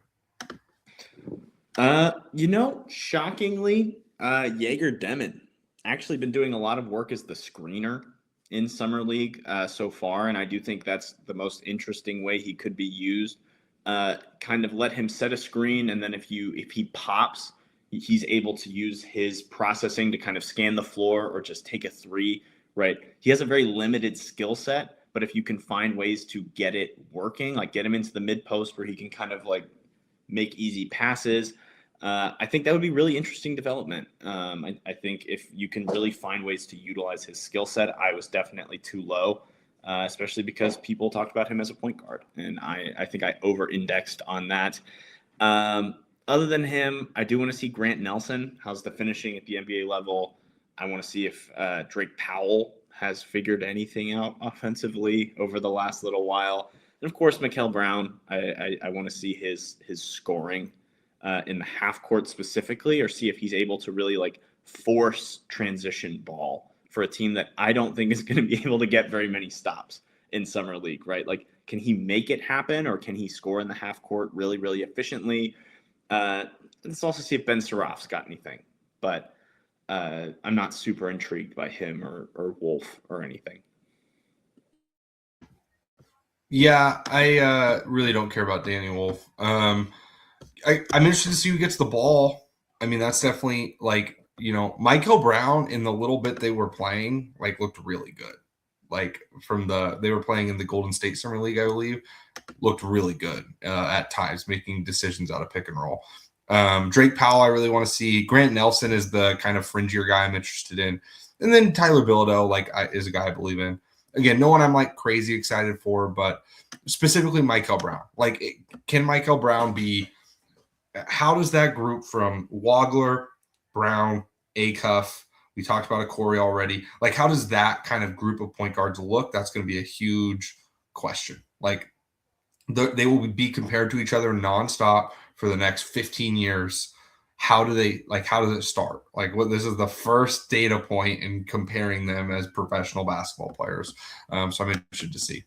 The Knicks roster, Dylan Jones hanging on down there, Pacome Dadier, Toby Okani, Jaden Akins, Will Johnston, Oziah Sellers, Akoy Yoat, Keith Pallick III, Langston Wilson, Liam Robbins, Eric Reynolds, Trayson Eaglestaff, Lance Ware, Muhammad Diawara, Tyler Nickel, Jack Cale, and Nick Jourdain. I think the most interesting thing about this roster is there's not really any point guards. Jack Cale is going to get the ball. I would not call him a point guard, but, Will Johnston from Richmond, maybe. But I'd imagine this is going to be a lot of ball handling reps for Dylan Jones, Pacome Dadier, even down to, guys like Diawara, and again, Cale. This is another team where I don't know that there's anyone I'm super interested in, Coop. I like Nickel. Dadier is interesting because he's still only 20, but this is his third year. And generally, anytime someone is in their third year, you're like, it's kind of make or break in summer league. If you're in your third summer league, you didn't really pop at either of the last two summer leaes. I hope he gets the ball a lot. I hope he gets chances. I don't know. The only other guy I'm kind of interested in is Liam Robbins, who is older. He's 26. He's been 2 years out of school, but potential like 3-and-D center rotation guy type. He can kind of make shots. He's big. He's a physical enough rebounder, just kind of under athletic. But that's really it for me. Is there anyone on this Knicks team for you, Coop? Are we going to get point Dylan Jones? It's kind of like the only thing that's even moderately interesting to me. Like, just let him attack downhill and see if he can make a kick out. Everybody else, it's like, oh, maybe there's some shooting there. Maybe there's some 3-and-D play. But, yeah, not super interested. I do want to see Nickel because you said good things about him. I didn't get to fully scout him. So, yeah, I do worry about this context for Nickel. Like, I'm not like he needs to be like a focal point in some way, and that you have to be like kind of calling plays for him. But and he's also like a team defender, not a particularly good one-on-one defender. But I'm with you that I'm at least interested. The Rockets are playing the Nuggets at 3:30 on Friday. Tristan Newton, Bruce Thornton, Dyson Nix. This has got to be Nix's fourth summer league with the Rockets. Kadir Copeland, Isaiah Crawford, David Casarin. I don't know how to say that. I gotta look him up. Oscar Clough, Michael Foster Jr. Sorry, that's mean. Miller Kopp, Chris Ledlum, Ben Middlebrooks, and Stevie Mitchell. Cooper, is there anyone you're particularly excited for here with your? Kadir Copeland has apparently looked really good in practice. And other than that, Isaiah Crawford, I liked him enough the year he came out. He needs to stand out a little bit more. I do think he could actually be like an end of the rotation guy for the Rockets. And then Tristan Newton. And of course, Thornton, like people have said so many good things about Thornton. The Rockets front office really interested in him. This does feel like a Bruce Thornton. Like he's going to show up and just be able to cook weak, like, skinnier 22-year-olds at the point of attack. I do think the 1-2 punch of him and Newton, if they do actually play together, will be really good. I think Newton is my favorite player on this roster I think he should have been playing for the Rockets last season. Kind of ridiculous that he wasn't. Someone who I think deserves a real NBA roster spot and is another contender for, Summer League MVP in my mind. Yeah, he's interesting. Isaiah Crawford, I'm interested to see if he can earn a two-way. And then you're going to hate me, but I do think Osterkloff is a two-way level guy. So, he's definitely a guy I'm interested in, especially because Middlebrooks even is not really a good enough center defensively. So it's kind of just Oss as the only big guy on the roster. So who can actually guard that position. So I'm interested for him at the very least. Obviously don't have a great feel for this team in general. Newton, you're higher on than me, but I do think he's at least a fringy NBA guy. This Nuggets team is super interesting. Another WSU guy coming back to play a little bit, even though they list Oregon as his school, which still makes me sad, but I went to school with this guy. So TJ Bamba is here, Trayvon Brazile, Bryce Hopkins, Matthew Morrell, Giovanni Amajuru, F.A. Abugadi from the G League Night, and also WSU. I went to school with him as well. Mark Sears, Eric Stevenson, EJ Anosike, KJ Simpson, Mark Mitchell, Aaron Nkrumah, Osai Osifo, Jamias Ramsey hanging around, Coleman Hawkins, Diki DeJean-Jarreau, and Rylan Griffin. Coop, who are you excited to watch here? Ladiki DeJean-Jarreau, who if he wasn't hurt would probably be sticking around on the back end of a roster. F.A., of course. TJ Bamba, again, of course. I do want to see what Trayvon Brazile looks like in this context. He should just be allowed to run free and dunk the ball a ton. I'm really excited for that. Rylan Griffin, is he a guy who's really able to play and stick around? Does Coleman Hawkins have anything in the tank? I do want to see more Aaron Nkrumah. We wanted to watch him and didn't have the time this year. I'm really excited. Can KJ Simpson put anything together? I think he's a guy who we were both high on last year who could be a really solid fit. I think there's a lot of good swings at backup players and depth guys here for a team that desperately needs them in the Nuggets. Yeah, I'd agree. There's quite a few guys who I have at least fringe. TJ, I struggle to separate my own love for him. Good point of attack defender, really bad passer.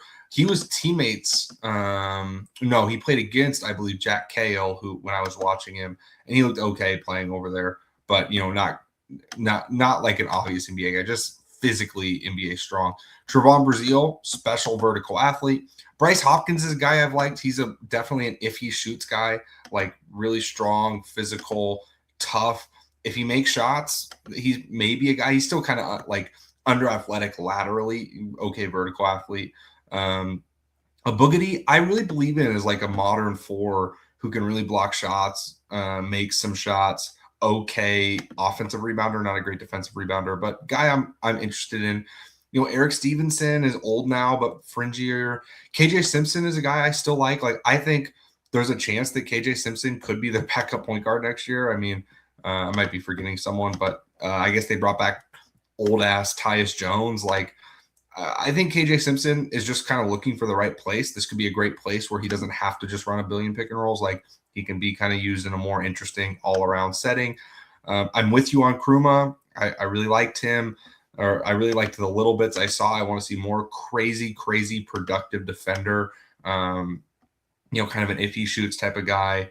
I love DeJean-Jarreau. Probably don't really believe in him as an NBA guy, but even Rylan Griffin, it's not. He at least makes some sense if he shoots as a 3-and-D guy, right? There's some benefit there. So really interesting summer league team. Not necessarily one with guys that the team is super invested in necessarily.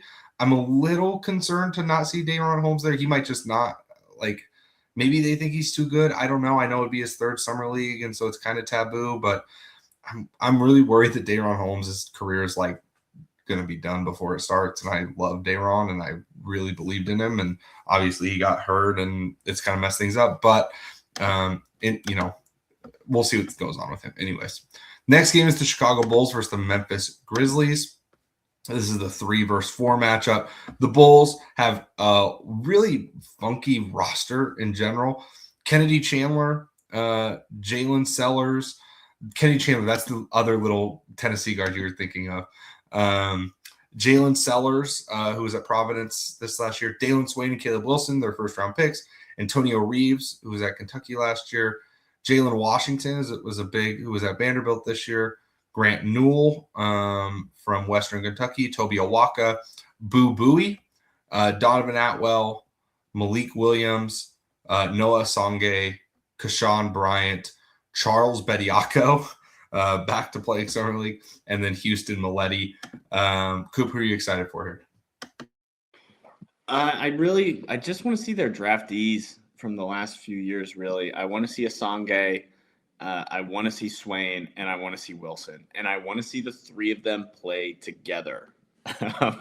We need a proof of concept here, right? Like, why are you drafting all these guys who can't shoot and these kind of slashing, ball-handling bigs? Why are you so interested in them? I want to see what the theory is for how they play together. I think that'll be really, really interesting. Antonio Reeves is like an interesting spacer around them. So is Maletti. I think Kennedy Chandler's a good setup guy for them. But there's no one else who I'm like super particularly interested in other than those guys. Yeah, I mean, I think this is like actively like a really bad summer league roster. Other than I'm going to hold out some hope for. I didn't get to see Jalen Sellers, but I've seen some smart people say that he's kind of good as like a 6'5" guy who can really make shots and a lefty. So that's always interesting. Toby Awaka, I could see sticking around the league at like as like a lower level guy. But yeah, really, I mean. It's definitely like Swain. I want to see Swain get some point guard reps and Caleb Wilson, but Caleb Wilson's gonna dominate summer league like that. It's built for like athletes like him. My question with Williams is like, what's his shot diet? Like, how many mid-range shots is he taking? How many self-created rim looks is he getting? How much is in transition? How much is in the half court? But really, the guys Noah Songe. I was high on Asonge, and I look back, and I'm not super proud of that evaluation. I went and listened to that pod, and I think I just kind of I think I got myself with a lot of guys last year, and we'll talk about this when we eventually get to our redraft stuff. I think we'll redraft up until that, even though obviously not a lot has been written. But we'll talk about I do not feel like last cycle was great for me in that I didn't have the time with guys I wanted to, and I let myself get talked into too many guys that I didn't actually love. But I still have some belief in Asonge. I still think he's an NBA. He could be an NBA player, but I'm just interested to see, do they have any belief in him at all? It's now a new regime. It's not the same staff that drafted him. Is he just going to, be booted out the door? Do they have any expectations for him to do anything? He's super specific, and then he has to be like a transition player. He's really fast, but not like a crazy athlete, just kind of this funky mover. Has he put it on any strength? Has his body physically changed at all? Those are things I'm all wondering more than, really, like I said, other than Sellers, who I'm more interested in because I haven't seen him. I don't really love any of the fringe guys for this team. The Grizzlies roster is an interesting one in that it has Cam Boozer, and that's really the number one most important thing. They've also already played some. Now, I don't think it's changed at all, but as I am looking it up now, we will find out. So Cam Boozer, Zach Cleveland, Brendan Housen, Lawson Lovering, Javon Porter, who is the younger brother of Michael and Jonte Porter, Tyler Burton, Carson Cooper, Taylor Hendricks, still playing Summer League, Jemai Mashak, Omax Prosper, Walter Clayton Jr., Cedric Coward, Kareem Lopez, Justin Porter, and Javon Small. Coop, who are you excited to watch here? A lot of guys. Mashak, a major pest in the league for them this year. Super excited to watch him. Does Javon Small have it? I think that could be fun. He's a pest. I love pests. Kareem Lopez, I want to see what he looks like against NBA level athletes. I want to see what the skill level looks like against NBA level defenders. I think that'll be super interesting. And I want to see specifically Clayton and Boozer playing off of each other. I want to see the two of them creating for one another and generating easy looks for the other. I think that is so fun. Cedric Coward will play like 10 minutes and then he'll be off the floor and then we'll never see him again. So I'm not going to bring him up. But there's a lot of semi-interesting guys here to keep an eye on. I like this roster a lot. It's just tough. Yeah, absolutely. I think the biggest thing for me is, other than just Cam Boozer, I imagine Cam Boozer will be really extremely dominant in the couple of games he plays and then he'll stop playing. That's kind of my guess. I could be wrong. Some teams do, and especially a team that's going to be like, fringy in terms of their commitment to being good next year, will just be like, hey, I just won. Let's build some momentum and let them win, the Summer League championship and let Cam win Summer League MVP. It's not completely out of the realm of possibility, but I'd be a little surprised. I am interested to see who gets more organizational investment between Clayton and Javon Small. I think that's going to be a really interesting thing to monitor over the next little bit. This team is really interesting in terms of for the real team. Those two are on the roster. Scottie Pippen Jr., Cam Spencer, and Ty Jerome are all in there. That's a 5-man backcourt. 5 guys who I think are all NBA players, a couple of whom are already really good.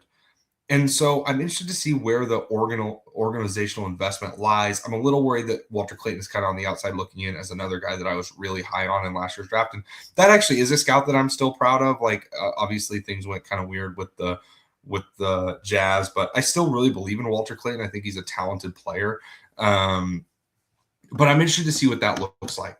Who between those two starts. If they both start, who's bringing the ball up, who's doing more of the point guard stuff. They're both kind of these funky, like, can play on the ball, can play off the ball, good shooters, okay athletes, like different frames, but kind of funky in that way.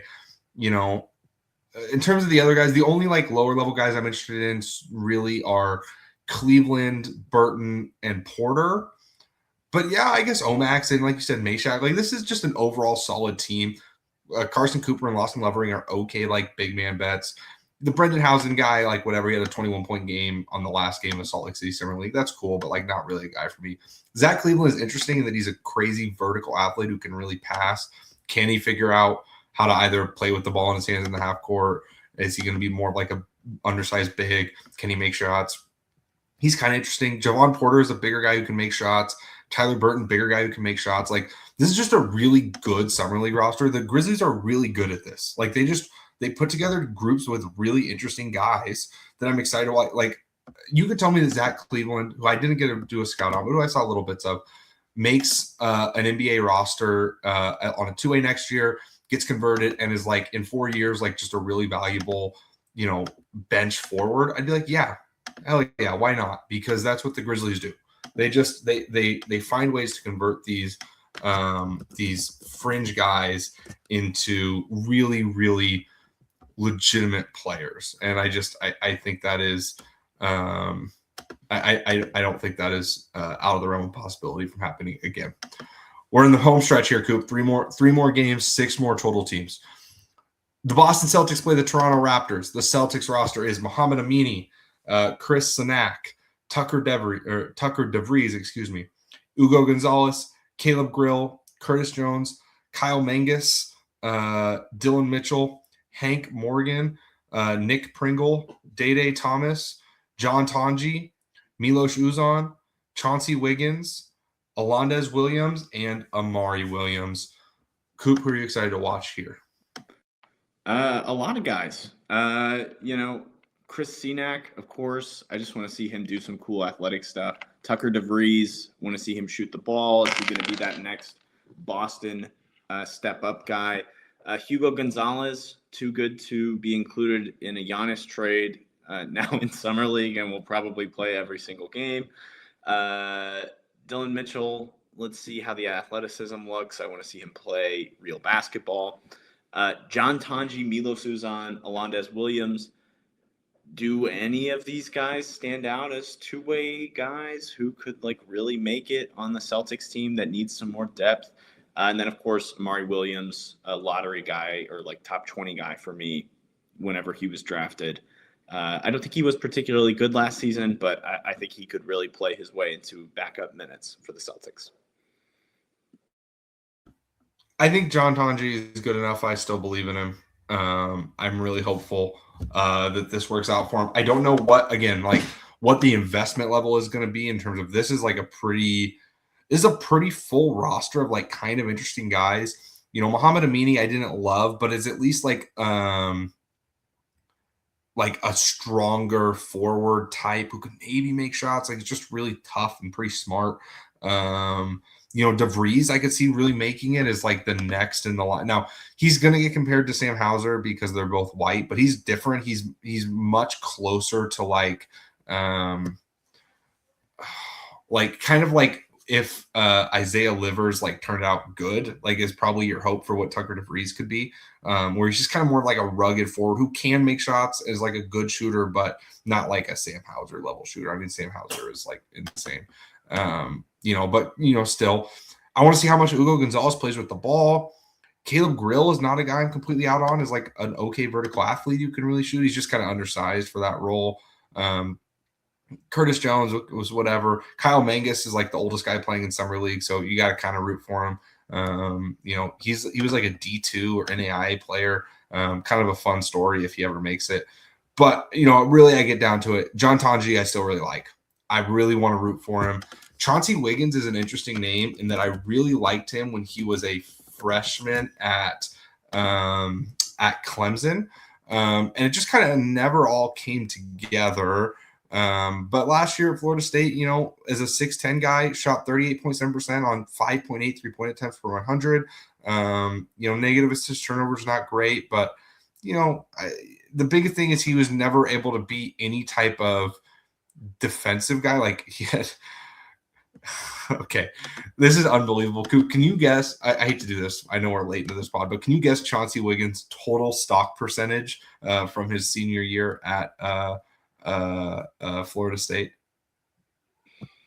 Total stock percentage? Yeah, total stock. So keep in mind this is someone who played 27 and a half minutes per game, started 30 games. He's 6'10". Is it going to be like 2? It's lower. It's 1.5. 1.5 total stock percentage is a 6'5" person or 6'10" person, excuse me. I mean, it is like disqualifyingly bad, but he's at least a big guy who can shoot. I don't really like Alondes Williams. I'm not all that into him, but some people still believe. And then Amari Williams, I liked quite a bit. Like, I have no reason to fully give up on him. I want to see if they're going to play Amari and Sanak together. Like, that's the thing for me, like in terms of like development point, like does Sanak play it all at the 4, or is he entirely a 5 for them? I don't know. I'm interested to see. Kind of a fun team. All right, the Raptors. Jaden Bradley, Tyreek Key, Nate Biddle, Seth Lundy, AJ Hoggard, Jalen Celestine, Tyson Degenhart, Brandon Angel, Alan Graves, Chucky Hepburn, Namari Burnett, Colin Murray Boyles, who will play in one game, I'm sure, and then be done. Jamarian Sharp, Aziz Bandogo, I don't know how to say it, Malik Thomas, and Elijah Martin.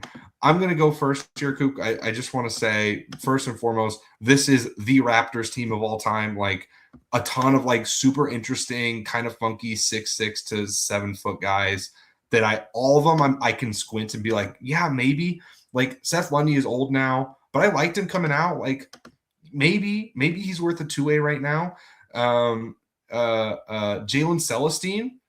I mean, Jalen Celestine was like an interesting guy a couple years ago when he was at Cal, to me, as like a lower end guy.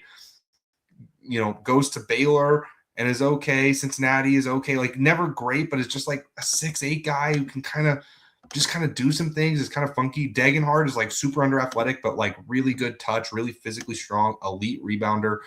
Brandon Angel, 6'9", really funky mover for someone that big, some skill. Obviously, Alan Graves is Alan Graves. Then you get like, I think Nate Biddle is a potential real big. I think Jamarian Sharp kind of stinks, but is huge. Aziz Bandaogo, I think, kind of stinks, but is huge and athletic. So, like, this is a really interesting team, and that's not even getting into Elijah Martin. Is he going to play on the wing? Is he going to get some ball screen reps? Is he going to run a ton of handoffs? You know, they have someone like Amari Burnett, who is interesting behind him. Chucky Hepburn is a guy I kind of liked a year ago. Jaden Bradley is a guy you liked this last year. This is like such a Raptors team, and it's going to be so fun. They're going to be really awesome to watch. And I imagine that one of those 6'7" to 6'9", specifically in my mind, Lundy or Angel, kind of sticks around the fringes of the league for the next couple of years. Like, they kind of pop and they get a two-way, and again, maybe even Dagenhart or Celestine. I think that's a little less likely, but they get a two-way and they stick around the fringes of the league a little bit. Maybe even, there's an off chance that they really pop at some point. Coop, what's your thought about this roster? So fun. I mean, Jaden Bradley getting to run point for a bunch of funky wings and forwards and bigs like Bandago. I should know how to pronounce that. Aziz, awesome. Biddle, like fun, like just athletes, and being able to run in transition. I think there's some fun half court offensive rebounding creation reps in here with a guy like Chucky Hepburn, with some of these more creation oriented guys like Graves. I think it's just so fun. It's going to be a really fun roster to watch. Another roster that's in contention for my favorite roster of Summer League. Just super funky. And I wouldn't be surprised if there's like 4 actual NBA players like low key on the roster. Yeah. It's at least not a complete impossibility, right? And Murray Boyles is going to play one game and probably dominate. It'd be hilarious if he was like awful. He plays like one game and is horrible, but then they're like, well, we're only ever going to play you one game. Anyways, the next game is the Thunder versus the Lakers. The Thunder is a pretty interesting group here. Otega Owe, Bennett Sturtz, Adai Mara, Peyton Sanford, Bryce Thompson, Stephen Ashworth, Josh Dix, Brooks Barnhizer, Buddy Boeheim, Elijah Mahi, Andrew Holofield, Anthony Pritchard, Nate Johnson, Jabri Abdur-Rahim, Sam Alexis, Bryce Harris, Lamar Wilkerson, and Christoph Tilley. Coop, who are you excited to watch here?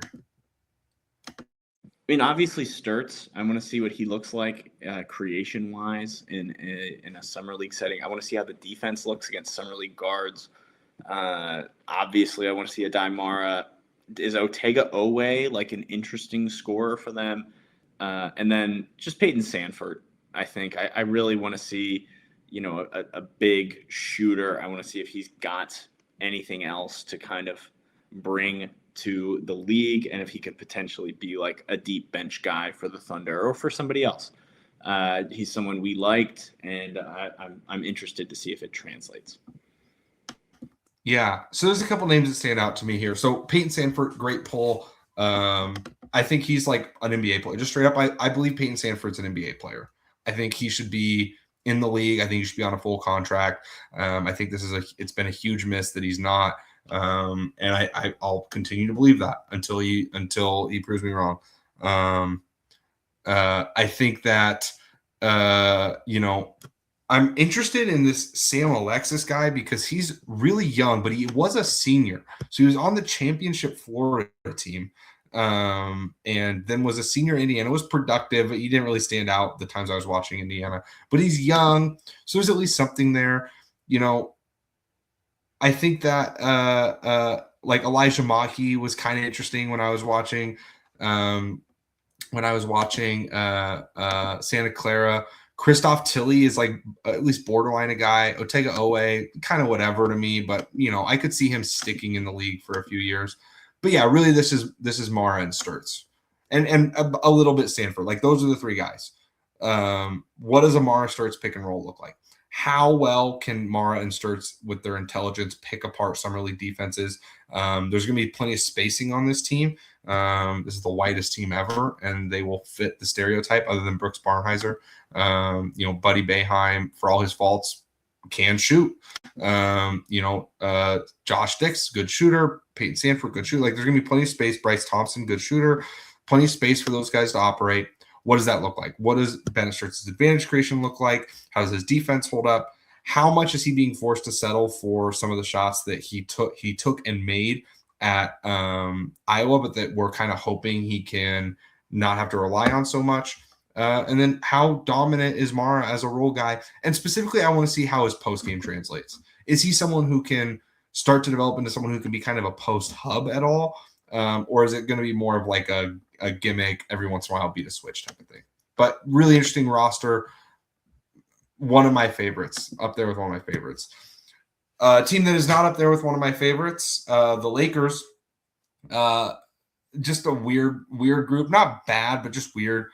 Robbie Avila, Cam Carr, John Elmore, Luke Good, William Hickey, Arthur Kaluma, William Kyle III, Chris Mignon, Robert McRae V, A.K. Okereke,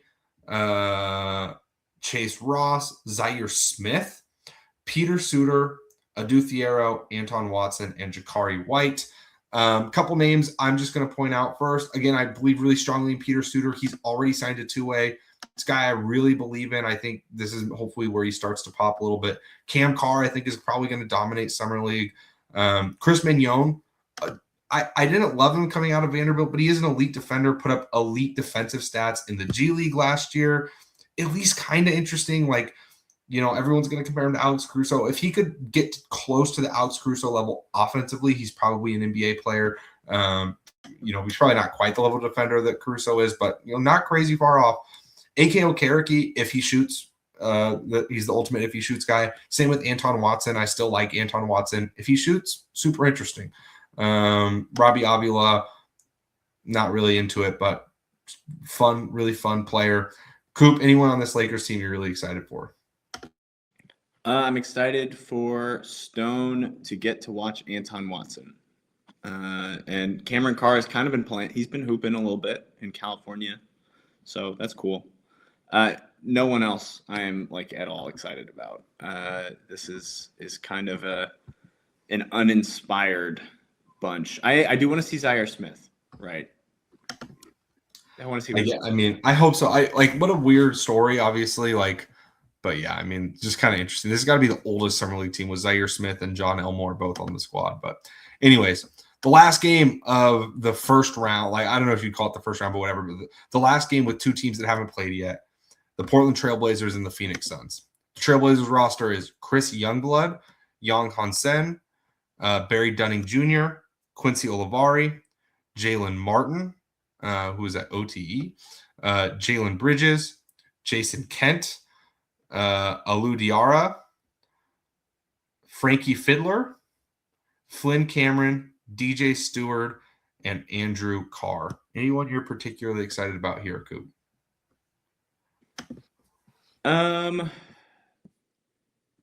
Not super interesting. There was a name at the beginning that I cannot remember for the life of me somehow. Is it Youngblood or Dunning? Yes, it's Youngblood. Youngblood, he was good for the Thunder, and then they replace him with Youngblood, juiced up Chris Youngblood, with Jared McCain. And I'm excited to see if he is going to stick around the league. He was someone we kind of liked coming out, but just it was kind of a shame that he didn't get more run. And, he's showing that he deserves a little bit more gas. So I hope he gets more opportunity. For what it's worth, I have always thought DJ Stewart was a good basketball player. Has been a solid overseas player for a while. What exactly it's going to look like for him, I don't know. I imagine he's going to have the ball a lot for this team. This feels like it's so weird, but I'm why are the Trailblazers punting on Summer League this year? Do they really feel like they're good enough to just not give a shit? I don't know. It's tough for me. None of these guys particularly excite me.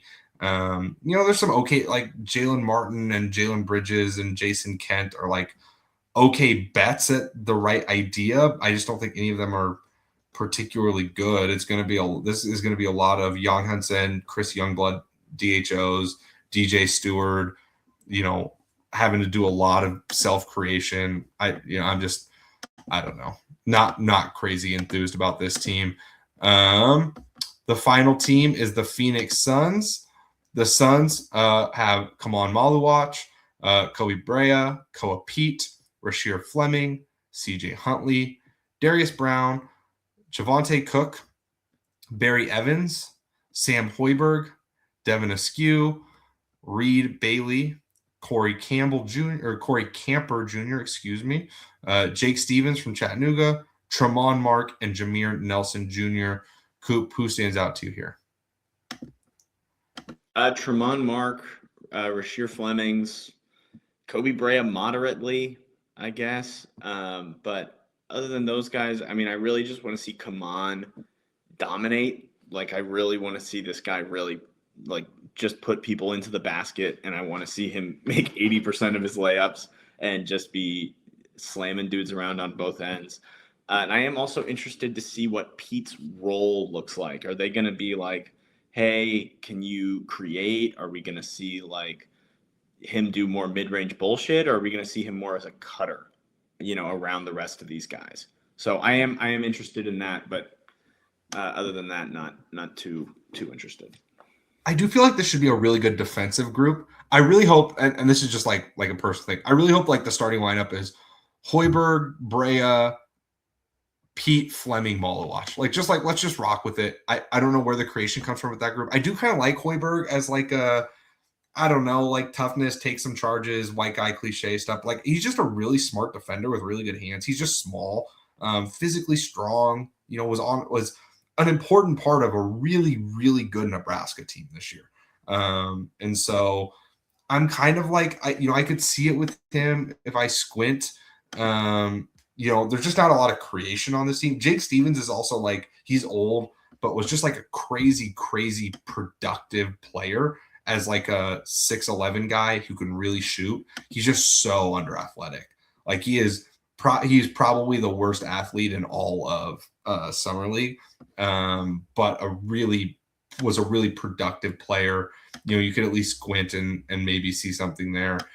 Again, not super excited for any of these guys, but it's not the worst roster, I guess, in the world. And like you said, the real thing to see is, can Kaman Maluach do anything other than just stand right around the rim?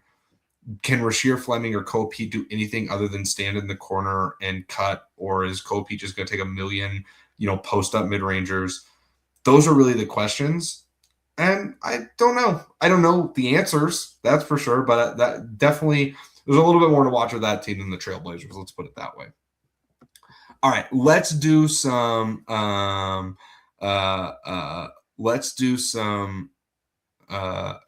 superlative awards. These are kind of in no order. We're just gonna do them. But the first one is the David Jones Garcia Award for an older vet who's kind of been around the fringes who gets a contract. Coop, who you got here? I'll say that older vet can be sophomores. I don't think we have to be super stingy. I was gonna say, does Kobe Buffkin count? Is he old enough? Absolutely. Like a third-year player. I think he'll be my poll here. Go ahead. No, why do you still like Buffkin? He could ball, man. He was good in college, and I know he's kind of bounced around and not been able to score the ball, but he's still tough, still a good defender. If the shot falls, I think somebody will give him a shot, and I think that's really what he's waiting on. He's got the creation chops. He's got the can play on or off the ball stuff. Like, he can play. It's just the shots really have not fallen for him up to this point. Yeah, so I have a couple answers here. I think the guy I'm most confident in is Bryce Williams. I feel pretty sure. Now, again, he's only a sophomore, but I feel pretty strongly that he's good enough. Igor Milicic is also in this world for me. A couple deeper poll names, Brandon Angel, as we talked about a little bit with, and Seth Lundy, both with the Raptors. And then I think there's a chance for a Boogity. And then I don't know if KJ Simpson is already on a contract. But if he's not, then I believe strongly that the Nuggets should just sign KJ Simpson on a minimum. Like he should just be. It looks like he is on their books. Yeah, he is. So never mind on that. But I think my favorite, like I said, my favorite is Bryce Williams, but a Boogity I think could get in there.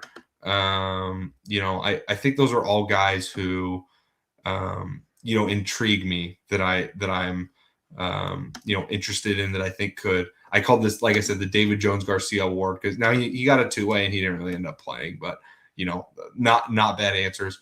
Coop, I'm a little surprised you didn't go with your guy Tristan Newton, but Newton's up for my next award. The other guy who I would really think is DeJon Jarreau, just an older guy who has kind of like been injured, and that's why he hasn't really gotten a contract. I could see him going with that spot. Yeah, fair enough. All right, the Cam Whitmore Award for the Summer League MVP. Coop, who are you taking? Well, I'll rob you of a Corey. I think he's the obvious one for both of us. Like he'll get enough run because he was a low enough pick to but he's so good that I think he's going to get an actual shot at it. Someone else who I think could be there, Bogoljub Markovic. I think there's a world he wins Summer League MVP. Just he's so tall, and I don't think there's any world where he doesn't play the whole thing. And in the same vein, something that I don't think is fully true, but if he's got it, I got to go with Ischenko, Vsevolod Ischenko. I think there's a world where he just goes absolutely bananas. Yeah, those are all fair. My number one pick is Kasparas Yakachonis, because I think he's going to have real incentive to. Like, I think for him, it would probably be important for his career if he wins Summer League MVP, and so I think he's going to put a good amount of effort into it. The other guy I'm going to go with is Adai Mara. I just think like he is kind of built to just destroy Summer League, but he's also, by being a lower end pick, not lower, but not like a top 5 pick, is going to play the whole time. Like, I don't think that any of the top 4 guys play all of Summer League. If they did, I would say Cam Boozer would probably win. I think he's my favorite for it. But for who I expect to play, I would say Yakachonis or Mara, with a Corey up there as well. And then I'm trying to think if there's anyone who I have like a super like outsized, could be like a Wagler, same way like Khan won it last year. Like sometimes if you're just super smart. I'm also worried this will be an award we'll talk about, but like, I'm worried he might struggle a little bit. But all right, the next one is our Brooke Barnhiser Award for the fake production. Someone who's just going to really like have like outlier stat production, but who's like still not actually that good. The obvious answers for me are all big men. They're all the Cowderichis, who are the other? There's like 3 or 4 just like massive centers that will put up insane block totals, whose names I cannot remember. I don't know. I do think that if they give Koa Pete a bunch of like bullshit creation reps, that he could average like 25, and he could like end up in the league playing like 8 minutes a game next season, right? Like because he's just so weak in so many other areas. Those will be my 2 polls for this award. Yeah, I mean, I don't know how much run he'll get, but there's a chance that Cam Reddish just like dominates, and then we're like, okay, well, but what are we doing? I do think this is a tough one. I think my answer is going to be, I don't know if there's like a super obvious candidate this year. I'm going to say Janai Broom. I think sophomore Janai Broom is probably going to put up some okay numbers, and none of it is going to be real or actually translate to like, any type of actual NBA anything.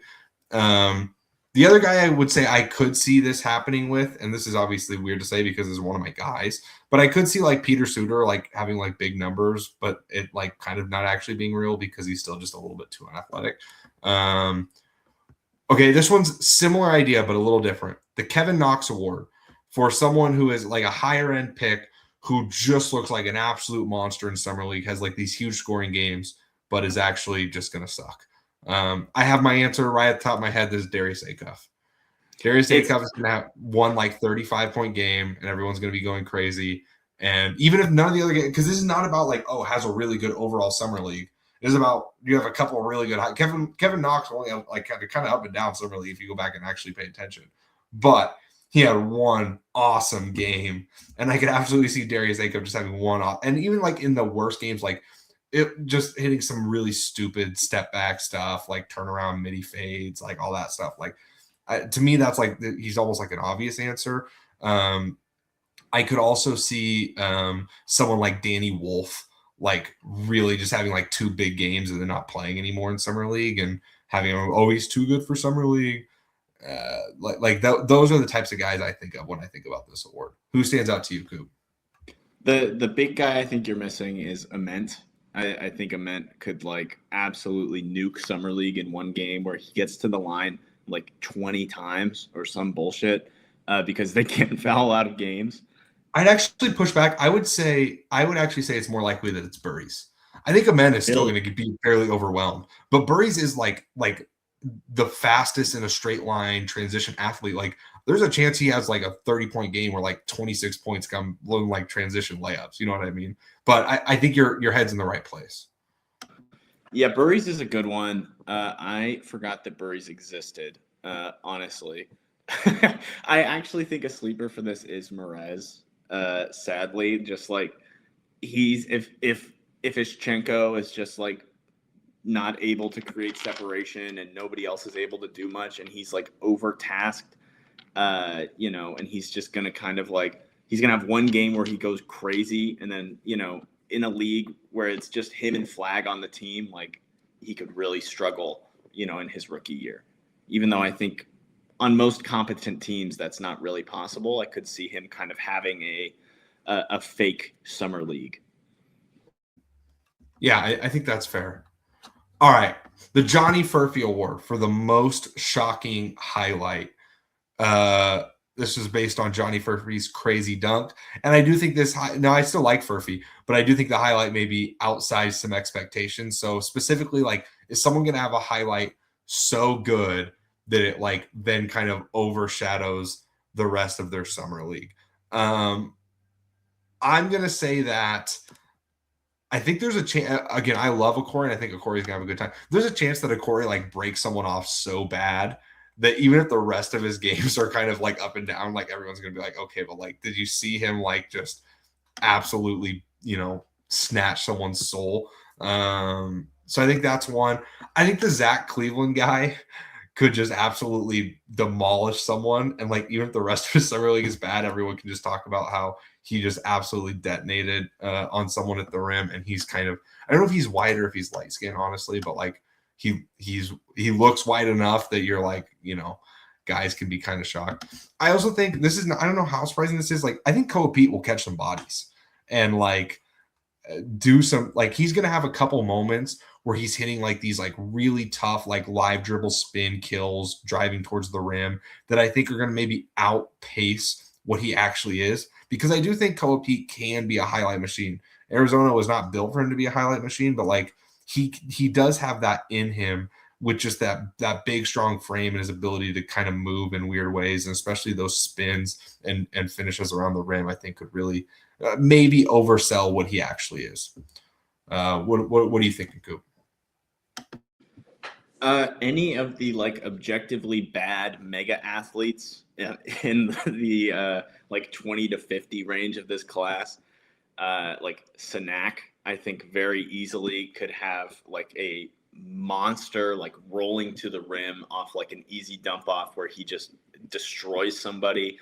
I think Brazil, another like very obvious one. It's not shocking if either of those guys like yam on somebody, but I think that we could see like Brazil could very easily have like a Derek Jones Jr. level like murder and like just casually not play any minutes in the league next season. Like that's a very real case. You could see something like that from Baba Miller or a Dylan Mitchell, just like these super lanky athletes. That's kind of who I think is most, like you're able to look at their highlights and squint and be like, oh, this guy can really play, and this like you just want them to be so good that it kind of overshadows the rest of their play. If we're going for like a sneaky athlete, like not necessarily just talking about white guys, but like talking about someone who you don't expect to kind of do something like this. I mean, he's not really a sneaky athlete, but like, could Kareem Lopez like absolutely destroy somebody on like a drop step and just like, oh, I see why this guy went top 20. He should be top 10. Why is he not like top 5 already? He should have. What were we doing? You know, and it's like he's good, but let's pump the brakes a little bit there. Yeah, I think that's all fair. All right, the Norman Powell Award for the second rounder who really pops. I'm going to go with a pick that'll surprise you because I was lower on this guy. I'm going to go with Bogolyub here. I think Bogolyub is going to have like a huge summer league. How much that actually like portends his future NBA career, I think, is a question. But I think he's going to have a huge summer league. I think he's kind of built for this type of thing. I also think like I could really see, you know, Bryce Hopkins having like a surprisingly big summer. He's kind of has some like Josh Hardiness to him, and Josh Hart obviously famously, you know, demolished summer league. And then I'll also say again, I didn't get to do a scout on this guy, but I think LeJay Jones could, like from the little bit I've seen, like potentially could really surprise people. And so those are kind of my 3 picks for this. Coop, who stands out to you as second rounders here? I mean, Emmanuel Sharp, he's already been killing in summer league, kind of the easy, obvious one. I do think Ishchenko and Bogolyub are both like, I could very easily see them like having a huge like, holy cow, how did we miss on this guy summer league? I'm very excited to watch the 2 of them. I don't know if you can tell by the way I've talked about them incessantly this whole time. One more sleeper guy for me. I do think Braden Smith. I think Braden Smith could really like just be the guy on a pretty good Pacers team and like really just create and make all those other guys look so good. You see the toughness, you see the grit, and I think you could see like the new age Fred VanVleet, you know, moniker start to develop here. Yeah, Braden Smith's a great call. That's a great call. I'm just realizing, is Isaiah Evans not on the summer league roster for the Timberwolves? Ooh, let me look that up. Will you fact check that for me while I bring this next one up? Our next award is our Trae Young Award for someone who looks like he sucks but is actually good. Because people do overreact to summer league in the wrong way. My pick here is going to be Keaton Wagler. I think, even though I think Keaton is smart and like everything, like I think this is like a really bad context for him. Like we talked about with that Clippers team, it's just a really weird team. I think he's going to really struggle. And because people were already coming in with some preconceived hate with him, it's going to be people are going to have so much fun writing him off after just summer league. And I think that I'm going to do that thing where I start stressing about my evaluations and how high I was or low on guys or whatever because of summer league. And then it's going to turn out that he's fine. He's just fine. But I think he's probably going to struggle in summer league in my opinion. Coop, do you have someone in mind for the Trae Young Award?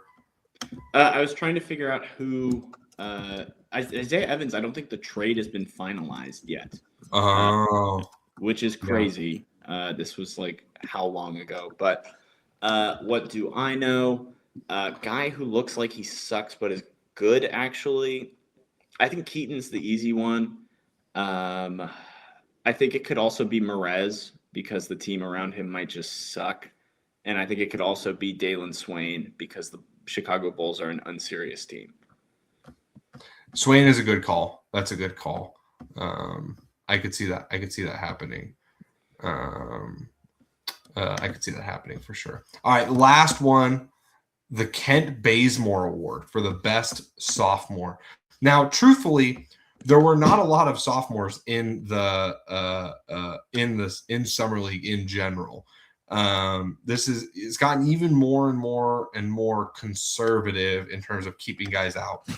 My world for this is I think Yon Berger is my number one. I have concerns with saying him because he's probably not going to like look awesome offensively. Like he's just not a very good offensive player, and he probably never will be. He'll catch some lobs or whatever, but I think he's my number one. I would lean a little bit on like if we're counting a guy like Peyton Sanford as a sophomore, I think he's going to have a really big summer league. But there's not a ton of guys who really pop for this award for me. Coop, is there anyone who really stands out to you as like best sophomore type? Yeah. So best sophomore, my bets, Bogleyub, I think could very easily, Casp, Kasparas Yakichonis, easy swing. Baron J's the easy one. I think Clayton was drafted late enough to where he could actually play the whole time and could like show out.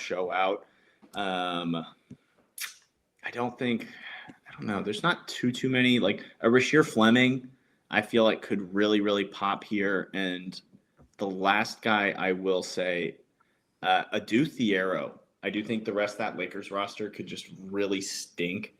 And there's a world he just kind of shows out and dominates the lesser athletic competition. There's also a chance that we find out that Adu Thiero does just kind of suck. Yeah, but we don't want to think about that. Okay, let's chill. Absolutely. All right. Well, that is everything on Summer League, and it's way more than any of you guys need. If you're listening to a 2.5-hour podcast on either the night before or the day of Summer League, you're sick in the head. Seek help. But this was a blast to do. I got to talk about a lot of really fringe guys who we're excited for. We will do like a Summer League recap at the end of Summer League. I don't think we will record during Summer League is my guess. But we'll do a Summer League recap after, and then we'll start talking about some redrafts and then start talking about the season. We'll do under 23 rankings. We'll do some rookie predictions, some sophomore predictions. We got all types of things in the offings, but this has been awesome. This has been the Upside Swings to Be a Draft podcast. We hope we hit our ceiling. Thank you.